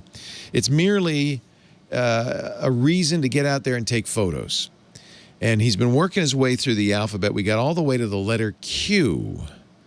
So we are currently taking photos illustrating the concept quiet, whatever that means to you. How do you illustrate something abstract like quiet with a photo? That's part of the challenge, right? What does quiet look like? Take a picture. It doesn't have to be with a fancy camera. Your camera phone is just fine. But you do have to upload it to Flickr.com. That's a photo sharing site we recommend. It used to be a Yahoo company. Now then it was a Verizon company. Now it's owned by SmugMug, good friends of mine who really run the best photo sites, the SmugMug site and the Flickr site. It's free, but there is a pro level, and I do subscribe because I want to keep it going. I really love Flickr. But you can join it at the free tier. Once you do that, join our group, the Tech Guy group on Flickr.com. The Tech Guy group there's about 13,000 members, lots of photos. And each month we submit our photos to that group for review by Chris. In a couple of weeks, he's going to take a look at the quiet submissions and pick 3 to talk about. That's your only reward. Well, your real reward is you get out there and you took some pictures. If you do want to submit them to the group, tag them once you upload them to Flickr with TG Quiet, Tech Guy Quiet, TG Quiet, one word. Renee Silverman, our moderator, will say, this is your submission. She'll add them to the Tech Guy photo pool, and Chris will look at them in a couple of weeks. Quiet. Thomas, next on the line from, I'm going to have to try to say this right, Thomas, Matomedi, Minnesota. Is that right? Matomedi? No, Matomidi. Not even close. Matomidi. Okay, got it. Thank you for calling, Thomas. What can I do for you? I'm looking into getting solar into my house. Yes. I think I've heard you do that. I did do that. Okay. So I love the idea. Of course, we're in California where we have many days of sun. So that's part of the equation. And there are lots of ways to figure out. I think Google has a solar power map where you could see how many days of sun you would get in your area and whether it would be a good place to put in a solar roof. It's called Project Sunroof. It's at it's actually google.com/get/sunroof. But if you just Google Project Sunroof, you can enter your address and they'll give you an analysis. Now, they're not, I don't think, selling solar panels, so you can kind of take advantage of this. It will tell you what your savings would be and all of that. The thing to understand is solar panels and putting them in is expensive, and often it will take many years to make back the investment by power savings. The other thing to understand is there are a lot of different ways to do this. We went with a company called Solar City. It's now owned by Tesla. It was always owned partly by Elon Musk, but he folded it into Tesla. And what we did is something called a power purchase agreement. They own the panels. They installed them at their expense, and they own them. We pay a monthly lease of a couple of $100 for it, and we also get a deal on electricity, a locked-in electricity price. In effect, we're generating for them. They aggregate our power, and then they sell it back to us for an agreed-upon price, which is lower than the price we would pay to our local electric company. That's one way to do it. That's a low upfront cost way to do it. If you've been saving up and you can spend $10,000 or $20,000 or even $30,000 to do this, and again, Project Sunroof will help you make this decision. It might be worth owning them outright. We also were concerned about maintenance of the panels and maybe the technology changing and so forth. So we decided it's a 20-year lease. It's a long lease. And another concern, at least the way we did it, if you sell your house, you've got to persuade the new owners to continue the lease. So it doesn't terminate the lease. I think you can. There are outs where you can, and they can come and get your solar panels. But so that's one way to look at it, as a power purchase agreement or PPA. A lot of schools and institutions do that because they don't want to own the panels. They just want to get the benefit of solar. I do think that the idea of solar is great. The other thing that we did recently, we have a lot of panels. Here in California, the electric company in Northern California, Pacific Gas and Electric, has some restrictions. They don't want you to go into competition with them, is how I read it. You cannot generate more electricity than you normally use. They don't want you to become a creator, which is dumb. It's dumb, but they're a for-profit company. And so they want to protect their profits. I think it would be in the interest of a state-run power agency to get everybody to put solar panels up, right? Let everybody generate. That's great. It's great for everybody. But PG&E wants to preserve and protect their profits. So they limit us to only generating enough electricity for ourselves. We just turn the meter back. We do feed it back into the grid, but we don't get to benefit from that. And there are limits to how many panels. We just put in 24 more panels. I think we have a huge number. I don't remember what it is, something like 50 or 60 panels on our roof. And then we also bought the Tesla Powerwalls, which are just big batteries. We have 2 of them. Those get charged up during the day. Right now, as the sun's out, they're charging up. And then we have a number of ways we can use those Powerwalls. Because of the fires, we got them because over the last few years, the electric companies turned off power in our area in something they call public safety power outages, power shutdowns. The problem is their power lines are causing fires. So when the wind is high and the ground is dry and the sun is shining, they turn off the power so that the lines won't come down and cause more fires. So we got the batteries so that if they turn off the power, we are not without power. It's like a giant, power supply. These batteries can power our home for many hours. And in theory, if you reduce your consumption somewhat, you can keep them running all night and charge them up during the day and run them again the next night, and they go on indefinitely if you get enough batteries to power your home for the amount that you would need.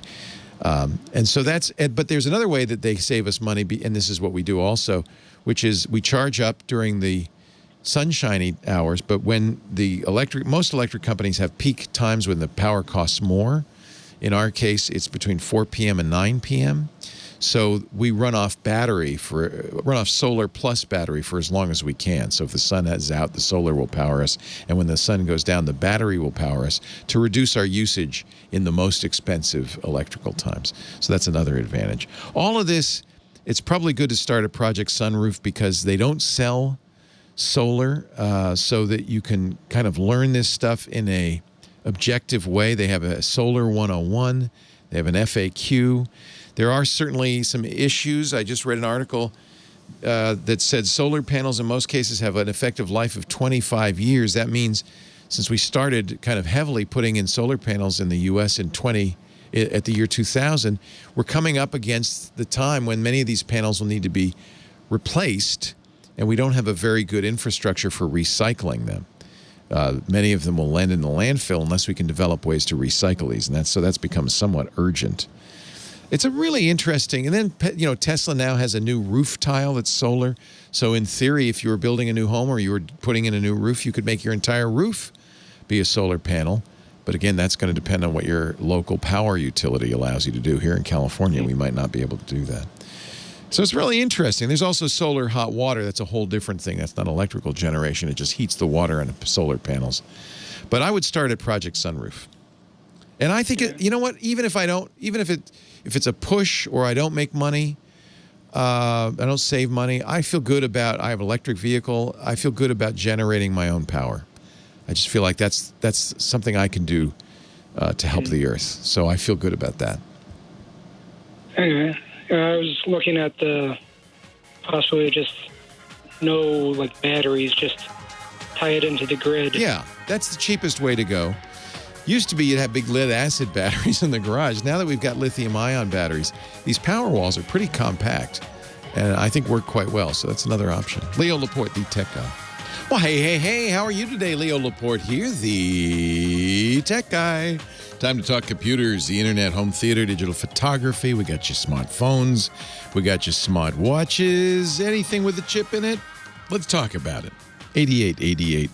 Ask Leo, the phone number. Patrick on the line from Highland, California is next. Hi, Patrick.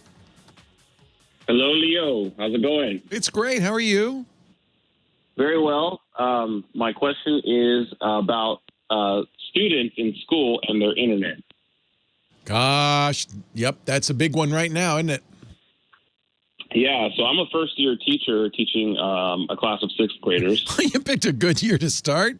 Holy cow! Hey, man, I got hired during a pandemic. I'll take it. Hey, yeah, no kidding, no kidding. But now, when you were getting your credential, did they at all discuss remote learning? So I actually got hired as an intern, and I'm still completing the last end of my credential. And no. Yeah, that's not normally part of the curriculum. So that means you're on your own, buddy. Good luck. Have fun.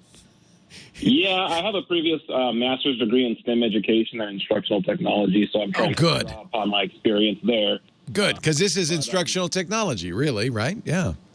Yeah, it really is. And the problem I'm running into, especially in those first couple of weeks, is a lot of technical problems. And I ended up with some one-on-one time with some students sharing their screen and having them run a speed test on their internet at home. Good. And these speed tests are coming back at 2 and 7, and I hope I'm using the right term, megabytes per second. Megabits. I wish they were megabytes. Megabytes. That would be 10 times faster. They're megabits. And yeah, that's not very fast. That's about as but that's not unusual because many of these students will have slower DSL connections. It's very typical for the upstream, and that's what you care about, not the downstream so much. The upstream to be 1.5, 2 megabits. That's very common. So what is a desirable, for online learning and stuff? Because at home here, I'm up. It's a much higher number for me at home here. Well, first of all, let's make the distinction, because almost all home internet connections now, even work, are what we call asymmetric. They're faster downloading. Their inbound speed is faster than their outbound speed.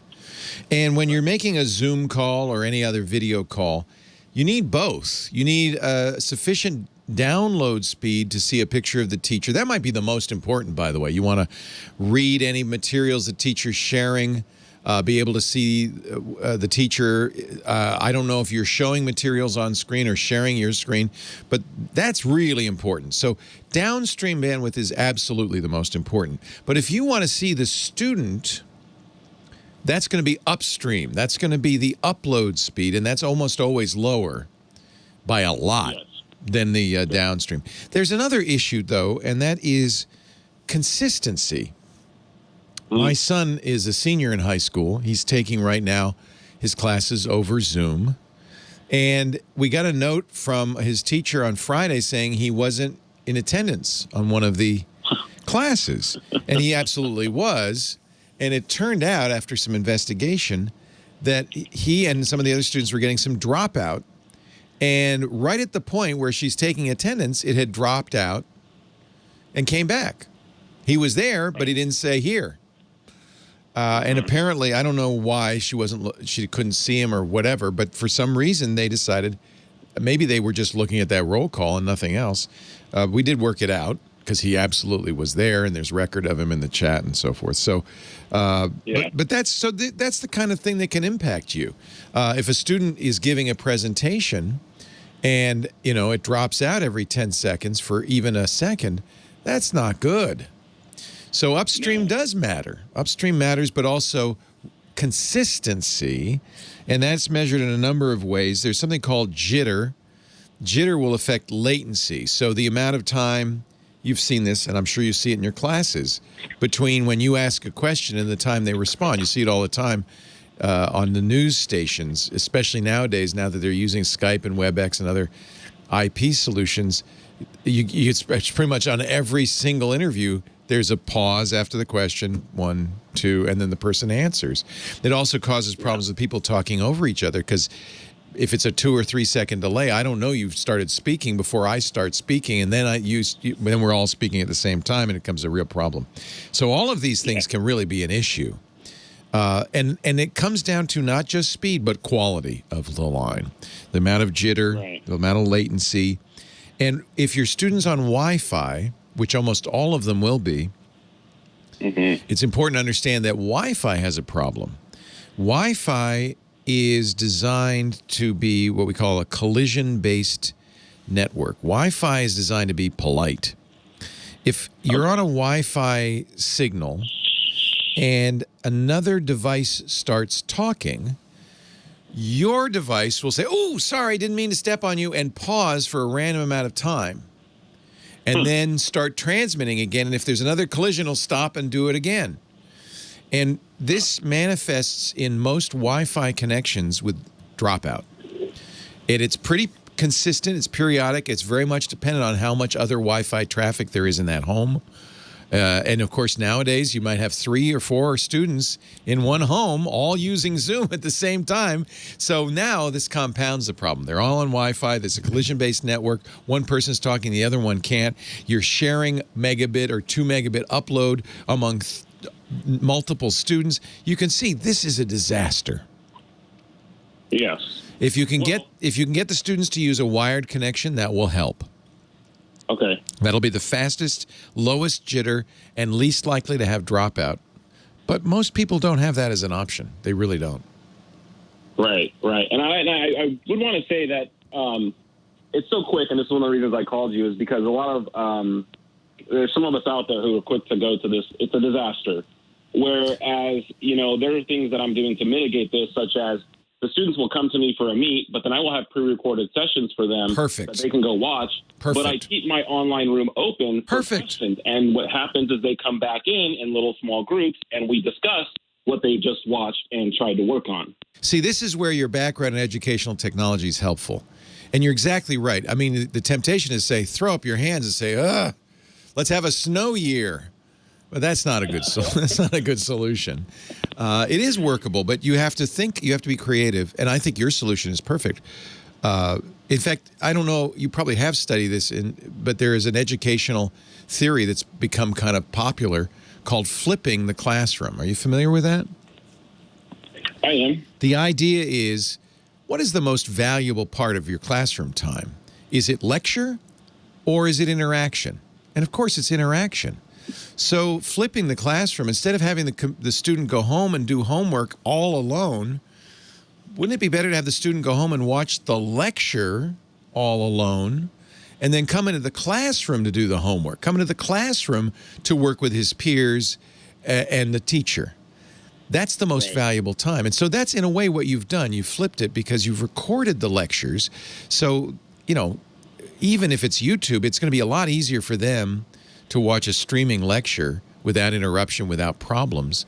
And then in small groups, because you're right, the more people are on this call, the more problems you're going to have. In small groups, do this one-on-one, peer-to-peer and teacher-to-peer teaching. I think you're very smart. I think that's one way to handle it, absolutely. Yeah, and would you be able to tell me, like, if I'm looking at these students, and thank you for that, you definitely have some terminology in there that shows you know what's going on. What speeds could I look for and say, okay, this would be an acceptable speed to see on the student speed test? Well, you don't have a choice, right? What are you going to do? But I would. And that's my question to you, Leo. You're going to very commonly get DSL conditions where it's 10 megabits down and 1.5 megabits up. That's very, very common. And you know what? That was fine when we were just downloading email and watching the web. You'd really like 5 megabits up, minimum.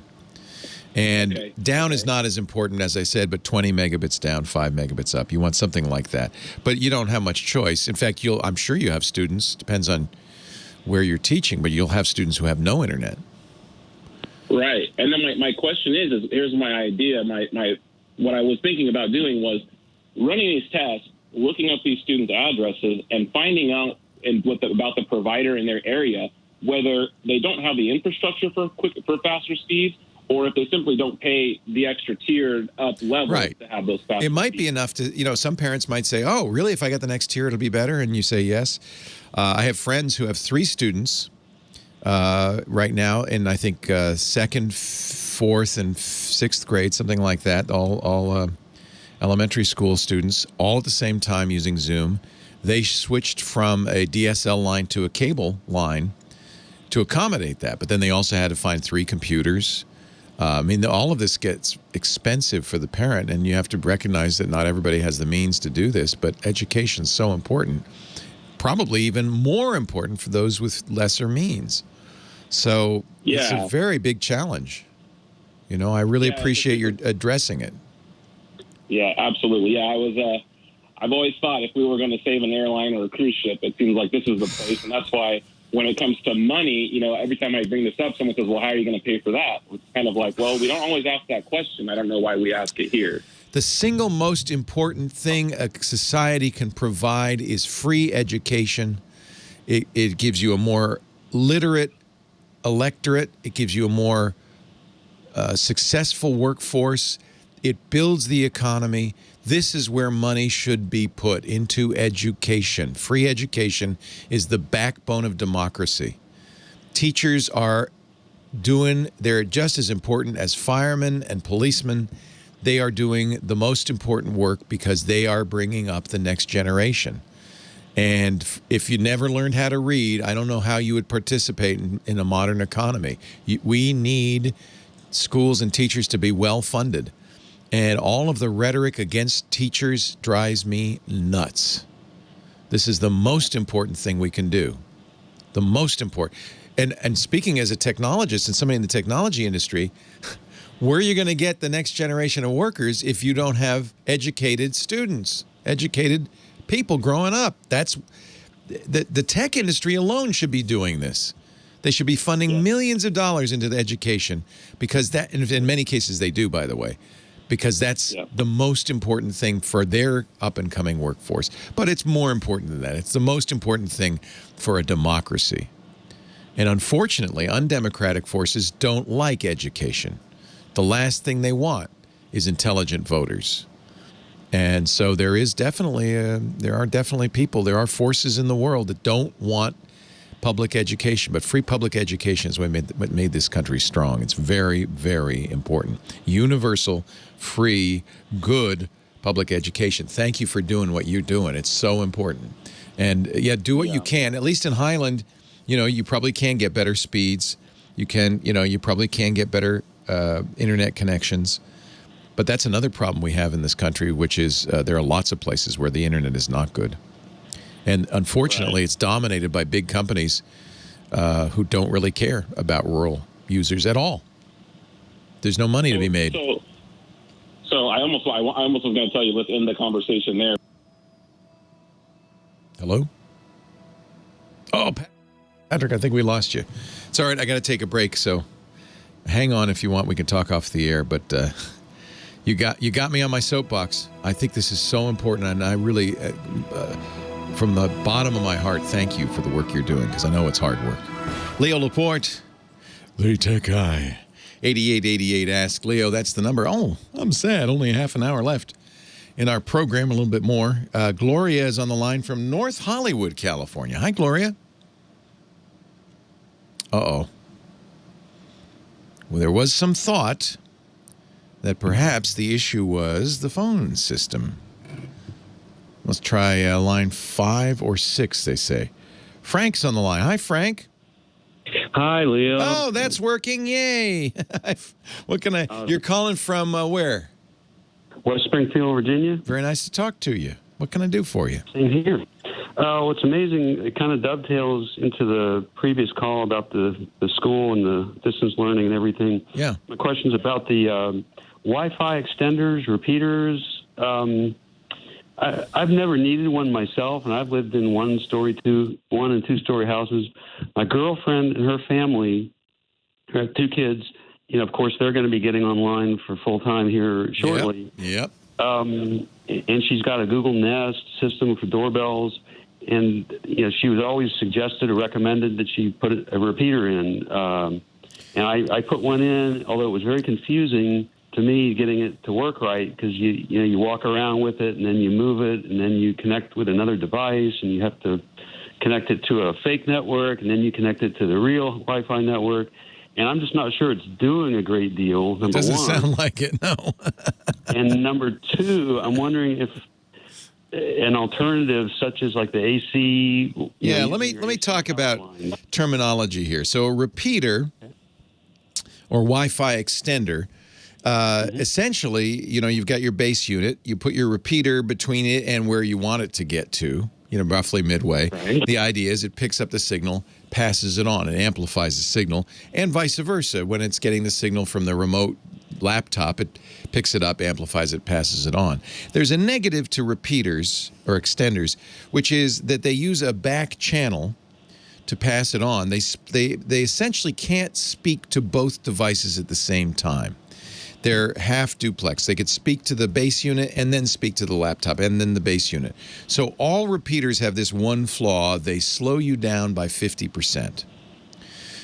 Okay. They will extend the range, which is what you're looking for, but they will not improve the speed. In fact, they'll cut it by half. There is a newer kind of system called mesh that really is designed to do that without cutting it in half. They have a separate back channel, so they can speak to both the laptop and the base station at the same time, and they don't do any slowdown at all. They just extend the range. Those are the new mesh systems. Eero makes them, Netgear, Linksys, everybody makes them now. There are a variety of those.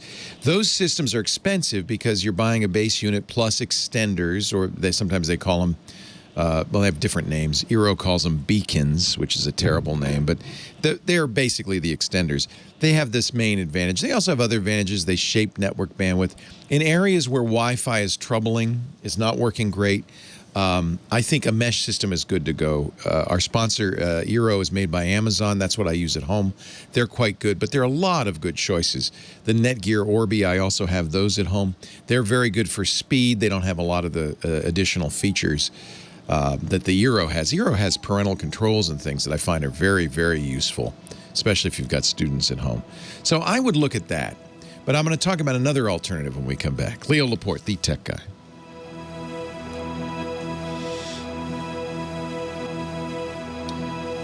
If you actually, Google also makes a mesh system. Not my favorite, but it's one of the good ones. It's one of the okay ones. My favorite is Zero, but it's expensive. It's hundreds of bucks. So that's something. Does it replace your whole router? It does. It's your base station plus your extension. I see. And it has to because it has. Now, there's another alternative, which might actually be a better solution for you. Remember I was saying how Wi-Fi is not ideal? Right. Ideally, your students are wired. But you're not going to run Ethernet, blue Ethernet wire all over the house. So there's a system called power line networking. And what that's what I was asking about. Yeah, power line plugs into the wall and uses the electrical wiring in the house. It's not going to be as fast because it's got to use filtering and stuff to avoid, the electrical wiring carries electricity, which is interfering. So it has to use filters and things, but it will work. In fact, it works better now than it used to. It's fairly affordable. I use a TP-Link, makes a very good set of them. And what you can do is have a base unit next to your router, next to the connection, and then plug in additional units where your students will be, and then they can plug their computer directly into that. So it is wired. Doesn't have any of the flaws of wireless networking. It's not quite as fast, but it's more reliable. And I think that might be a very good solution for this particular setup. I try to suggest that. I appreciate it. Thank you very much, It's called Powerline Networking, TP-Link. They're on Amazon there, but you can also buy direct from TP-Link. It's a inexpensive solution, and I think for this particular application, it's better. Normally, you want better Wi-Fi because you have different devices. You're moving around. You got a TV, you got Roku, you got all this stuff. But for students, you have one device they're using in a particular spot, right? This is their little work area. If you put one of these TP-Links at every work area and now if they're using iPads, you can't wire an iPad very easily. There are actually ways to do that, but you have to buy additional hardware. So if you're using an iPad, not so good. But if they're using Chromebooks or laptops, if they can get an Ethernet jack or Ethernet in, you can buy also inexpensive Ethernet to USB adapters. And when it comes to the I think you can get, I have to look at it. I think you can, I may be wrong, actually. I don't know if there's Ethernet available in iPads. I don't think so, actually. I'll have to look at that. But that would be a good way to do it. And then it's a lot cheaper. You keep your existing setup, but you've then got PowerLink. Now, the only drawback with power line networking is if you've got a junction box in between you and the outlets. Not typical. Usually there's one fuse box in a house and everything's inside that. That's much more typical. But if you had multiple fuse boxes, you might have some issues with routing. They all have to be on the same grid network, in effect. Belkin Ethernet power adapter with lightning connector. There you go. It's really not a question of whether you can, it's whether the drivers exist on the iPad. Is that for the iPad? Or the iPhone? Belkin Ethernet, perfect solution. Yeah, nice. So yeah, in fact, it supports power over Ethernet, so that's really nice. That's a good solution. So that's $100. That's a little pricey. If that exists, that means other things will exist that you can use to get an Ethernet connection to your iPad. Leo Laporte, the tech guy. 8888 Ask. Leo, we're talking about wiring up students. It's a big topic these days, isn't it? Multiple students in a house. He had Wi-Fi, but it wasn't getting everywhere it needed to, and it wasn't fast. And I said I would mention another alternative. There was another one that, in this particular case, might be exactly the right solution, which is something called power line networking. I mentioned earlier that the ideal connection is not a wireless, but a wired connection. If you're using a device, a laptop, a Chromebook, or an iPad, you can get dongles if they don't already have Ethernet ports. Most nowadays, most devices do not have Ethernet ports. Those ports are what you use for wired networking. But you can get, in every case, you can get an adapter that will give you an Ethernet port and will give you wired networking. And then if you're using power line, it's like you have wired networking. But instead of running Ethernet all over the house, and I think most people aren't going to want to have wires everywhere, you can use the existing wiring in your electrical system in your home as, in effect, networking. Now, it's not as good as if you have a dedicated Ethernet line because there's interference from the electricity and so forth, but it's gotten better. Power line networking, when I first used it many years ago, was awful, slow, unreliable, but they've really perfected it. And the current generation of power line networking, I think, is pretty darn good. Companies, lots of companies make them. I used TP-Link, little Chinese company, very inexpensive. They work quite well. What you do is you plug one TP-Link base station in next to your router, where your internet's coming into the house, and then you wire the router to that TP-Link, then plug it into the wall. Then somewhere else in the house, you plug the other end, the other TP-Link power line device in, and it can either be a Wi-Fi connector, but I would suggest this is, Wi-Fi makes sense because most of the time you're moving around, you got a variety of devices, you got a phone, you got a laptop, you got the TV, blah, blah, blah. So you want good Wi-Fi connectivity. So in that case, you'd get a power line Wi-Fi adapter, you plug it in, and now you've got Wi-Fi, a new set of Wi-Fi in that area. But for a student, student's got one device is sitting in one spot. Presumably they have their little desk area that's their workstation they're going to go to every day to go to school. It wouldn't be unreasonable then to put a TP-Link power line adapter that uses Ethernet. So it plugs into the wall, and then it has an Ethernet cable that you connect to the student's device. Now the student is wired. They're wired through the electrical, but they're still wired, which is going to give them a more stable connection, probably more speed, certainly more reliability. And especially, that's important for Zoom calls and, all the kind of group calling that we use in schools these days for teaching. I think that's going to be a big improvement. So that might be a good solution. Instead of trying to get Wi-Fi everywhere, use power line networking to wire up a workstation area for a student. And you can have as many of those as you want.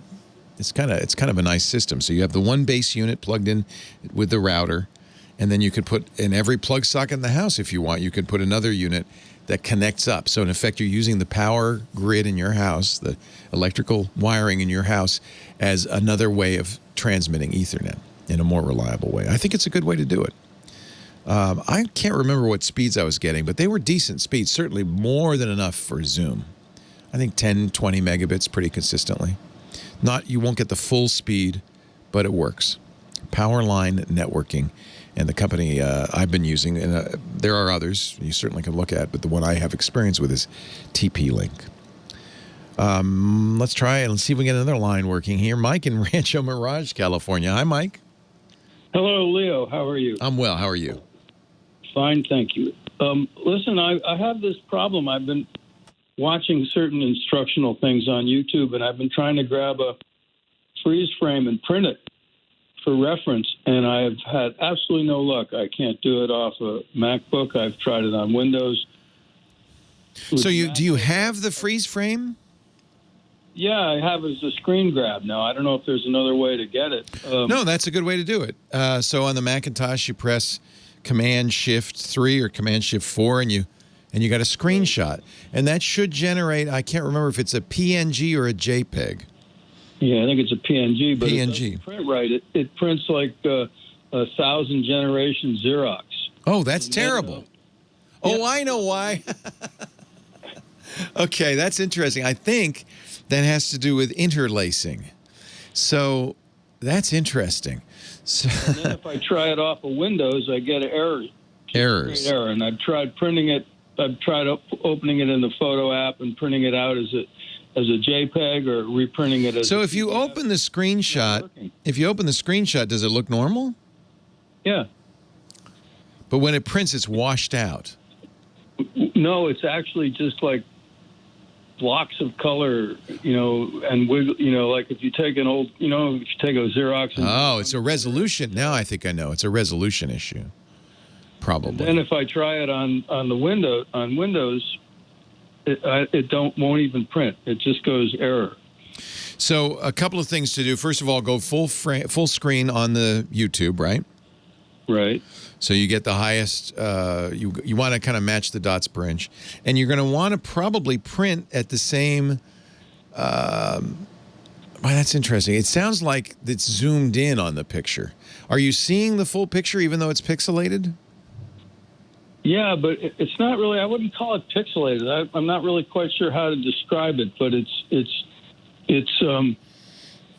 you know. And as I say on the MacBook, I get that useless print, and off of Windows, I get nothing. And whether I reprint it as a JPEG or a PDF, and one. Can you open it on Windows? Open it with what would be the best app?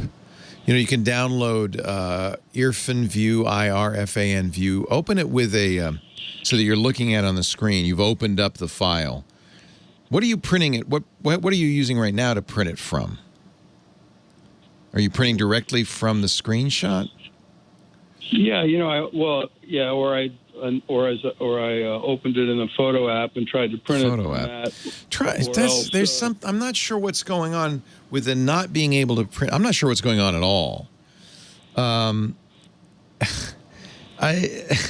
don't know why I wouldn't be able to print it unless, you know, you maybe open it with something else. Again, IRFAN View is free, IRFANVIEW. This is a very useful Windows. Say that again. IRFAN, IRFAN, IRFAN View. It's a graphic viewer. It's free. Open it in that and try printing it on Windows. My guess is that maybe the photo program isn't understanding the image or something.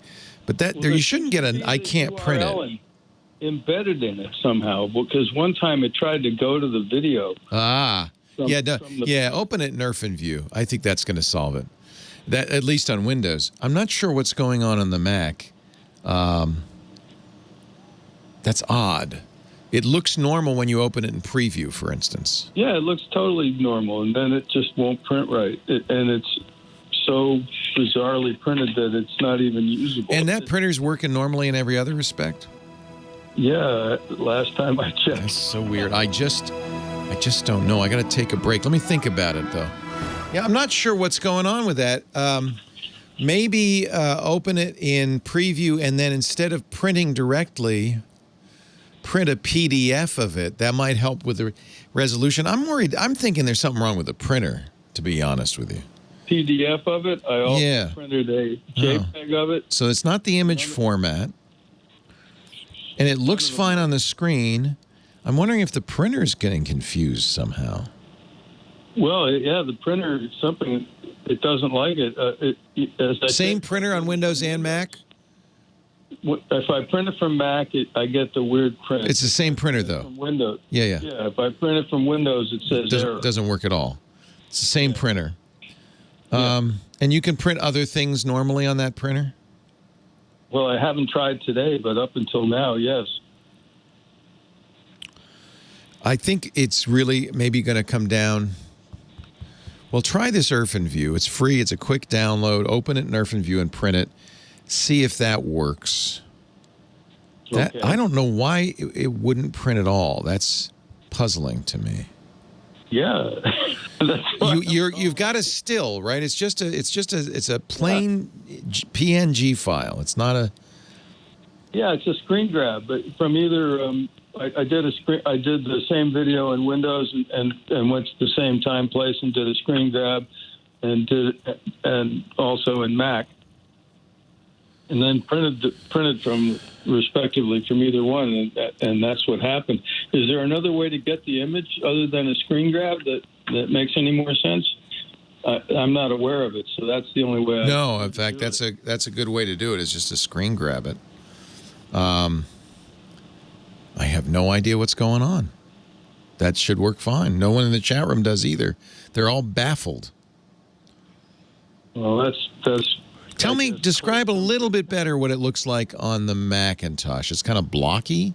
Do you see the whole image? Yeah, it's blocky. It's got the color areas are defined by wiggly outlines, and all the colors are false colors, and they look as if they were done with a watercolor brush onto a 10th generation or 15th generation Xerox. I That's don't know a good description. Ever did that with Yeah, no, that's a great description. you ever did analog Xerox back in the Yeah. Did multiple color copies until it degenerated. It's kind of that quality. And it's baffling. I mean, what you might try is just try printing a regular photo, see if that can print.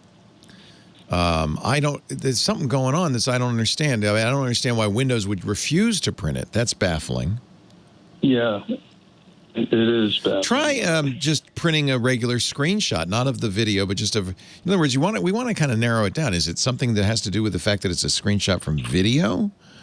So try just getting a little screenshot of something else and printing it. Okay, well, just to see. We're trying to narrow it down. What is it that's confusing it? And I would think if it's a screenshot from video, as long as it's a PNG or a JPEG, you should be able to print it.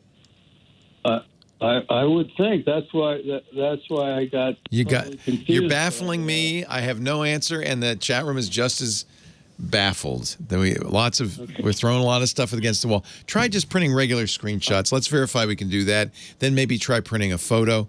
I would try different apps to print from. Like I said, Irfan View on the Windows side. On the Mac, Preview should do it. Open it up in the Apple Preview app and print from there. You got me. Keep listening. If somebody comes up with something, we'll let you know.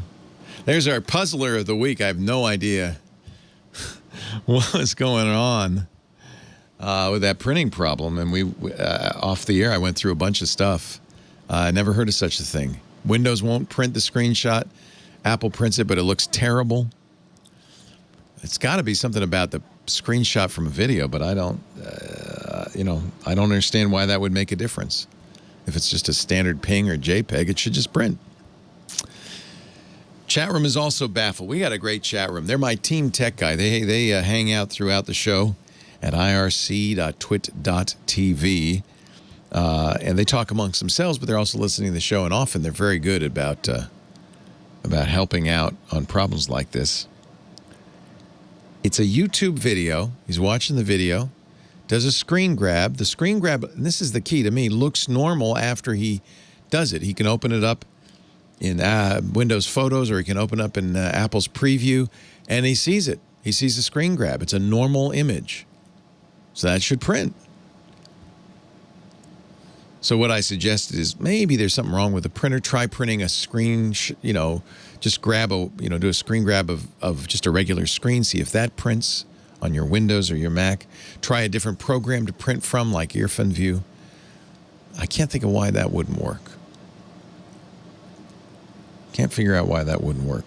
But I would try printing some other things first. Scooter X might have a handle on this. He says maybe the issue is this is just too high a resolution file.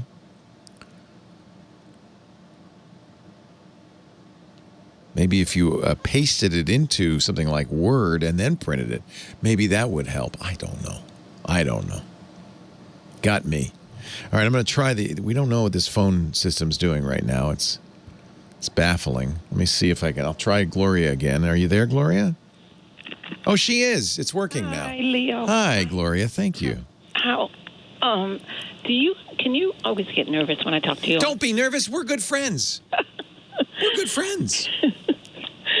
Anyway, since you're not off air, and I do have to do this now, can you recommend a brand name for a 2 terabyte external hard drive for my computer, and also a video camera with audio for my computer screen, because I'm taking an online class with Zoom. Oh, fun. What are you learning? It's tailoring. It's men's. Oh, I was just going to show you my suit. I just got a custom tailored suit. I think that sounds like fun. Yeah. Are you going to make clothes for people? Oh, we do. Well, we're supposed to. I haven't really. I think that sounds like a lot of fun. I'd like to. Because of COVID, I got a sewing machine, a little inexpensive Bernina, and I've been making masks. Oh, yeah. And now I think maybe I'd like to learn a little more. Sewing's fun. It is. So, lots of You want a USB drive, external drive? I guess. I don't know. You're going to do it for backup? What are you going to do with it? Yeah, because the last I spoke to you a few times back, I didn't know that you could take an external USB and hit backup. I didn't even know that was on the machine. Yeah. Are you on a Mac or Windows machine? Windows. But now that I know that, the one that I have, of course, is not enough room. So I figured I'd buy another one and back up the computer. External USB drives are not expensive if speed is not an issue, especially. You know, if speed's an issue, then you're going to want to get a SSD drive on the Thunderbolt 3, and they're going to spend hundreds of dollars. But you can get a 2 terabyte Seagate Western Digital for around $60, which blows my mind. Because 2 terabytes is 2,000 gigabytes. It's so much storage that you probably, the only thing to remember is that drive is going to fail too. Oh, okay. Right? So that's only your second copy of the original. If you delete the original, you're relying on that drive. That's worse. So keep the original, keep the backup, and maybe maybe get 2 of them and rotate them. Oh, so what does USB 3.0 mean? Well, tell me about your computer. How old is it? Oh, I got this in, 2014. Okay. I just upgraded to Windows 10. So the USB port, is that square port on the side of the computer or on the back of the computer, right? Right. Mm-hmm. Some of them are, they're different. They all look the same. But if it's a white connector inside there, that's USB 2.0. If it's a blue connector in there, it's USB 3.0. It's a little faster is the big difference. Okay. So, again, I told you, if speed is not the issue, and on backup it's not, then it doesn't really matter. Okay. But most modern drives will be USB 3.0, and they'll work regardless of what kind of port is on your computer. USB 3 is what we call backward compatible. It works with USB 2 or 3. Oh, okay. But get 3, there's, like I said, I'm looking at a $60 drive from Seagate that's USB 3. That's going to be fast enough because it's, you're not running anything on it. You're just backing up files to it. Okay. Okay. And then, so you're connecting to that. You're going to back up the thing. You can use your backup program that comes with Windows, or you can use other programs. The key is to do it on a regular basis. And then I would get, actually, ideally, you would do that plus another backup system that's not like maybe a cloud-based backup system. Oh, okay. So that way you have, if one thing fails, you have another. It's good to have, I always call it 3-2-1 backup. 3 copies. The original plus 2 backups is pretty typical. 3 copies at all times. And remember, if you delete one of those, you only have 2. So you need 3 copies, 2 different kinds of backup. So I wouldn't, it's okay to have 2 external drives, but it's nice to have an external drive and then some other system. One of those, it would be ideal if it were off-site, what we call cloud backup. Because what if heaven forbid, there's a hurricane and your house floods, or we've got fires here in Northern California, or your house burns. You want to make sure you have one backup that's not in the same place as the originals. So that's 3-2-1. And when you say regularly, when you do it, like say I do it once and then I do it 6 months from now, I would be overriding what's already there? No, most backup systems, and it depends on the software you use, but the Windows backup does this. They'll do a main backup of everything, and then they'll do incremental backups. So the next time you back up, it only backs up changes. Okay. So that's fast. The first one takes a long time. The rest are very quick. But it's a good idea to periodically do another full backup just to make sure you got everything. Oh, okay. And best thing to do is do it in automatic fashion, because if you have to remember it, you'll forget. Okay. Now, as for your Zoom calls...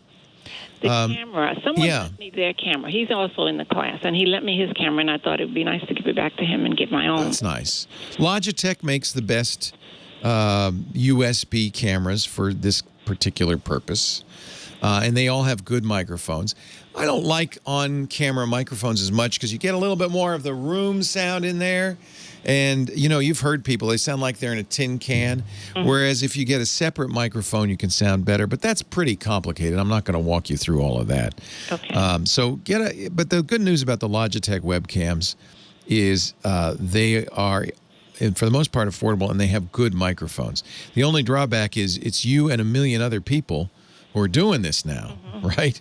So for a while, Logitech webcams were hard to get and in short supply. It looks like, let me see if they're, yeah, it looks like Logitechs are still back ordered. The other thing to watch out for is there are people who are, even on Amazon, overcharging because they can get it. Okay. So I'm looking at one that's a copy of the Logitech from Aukey, A-U-K-E-Y. It's a 1080p camera. It's got good microphones, $50, and it's available today on Amazon.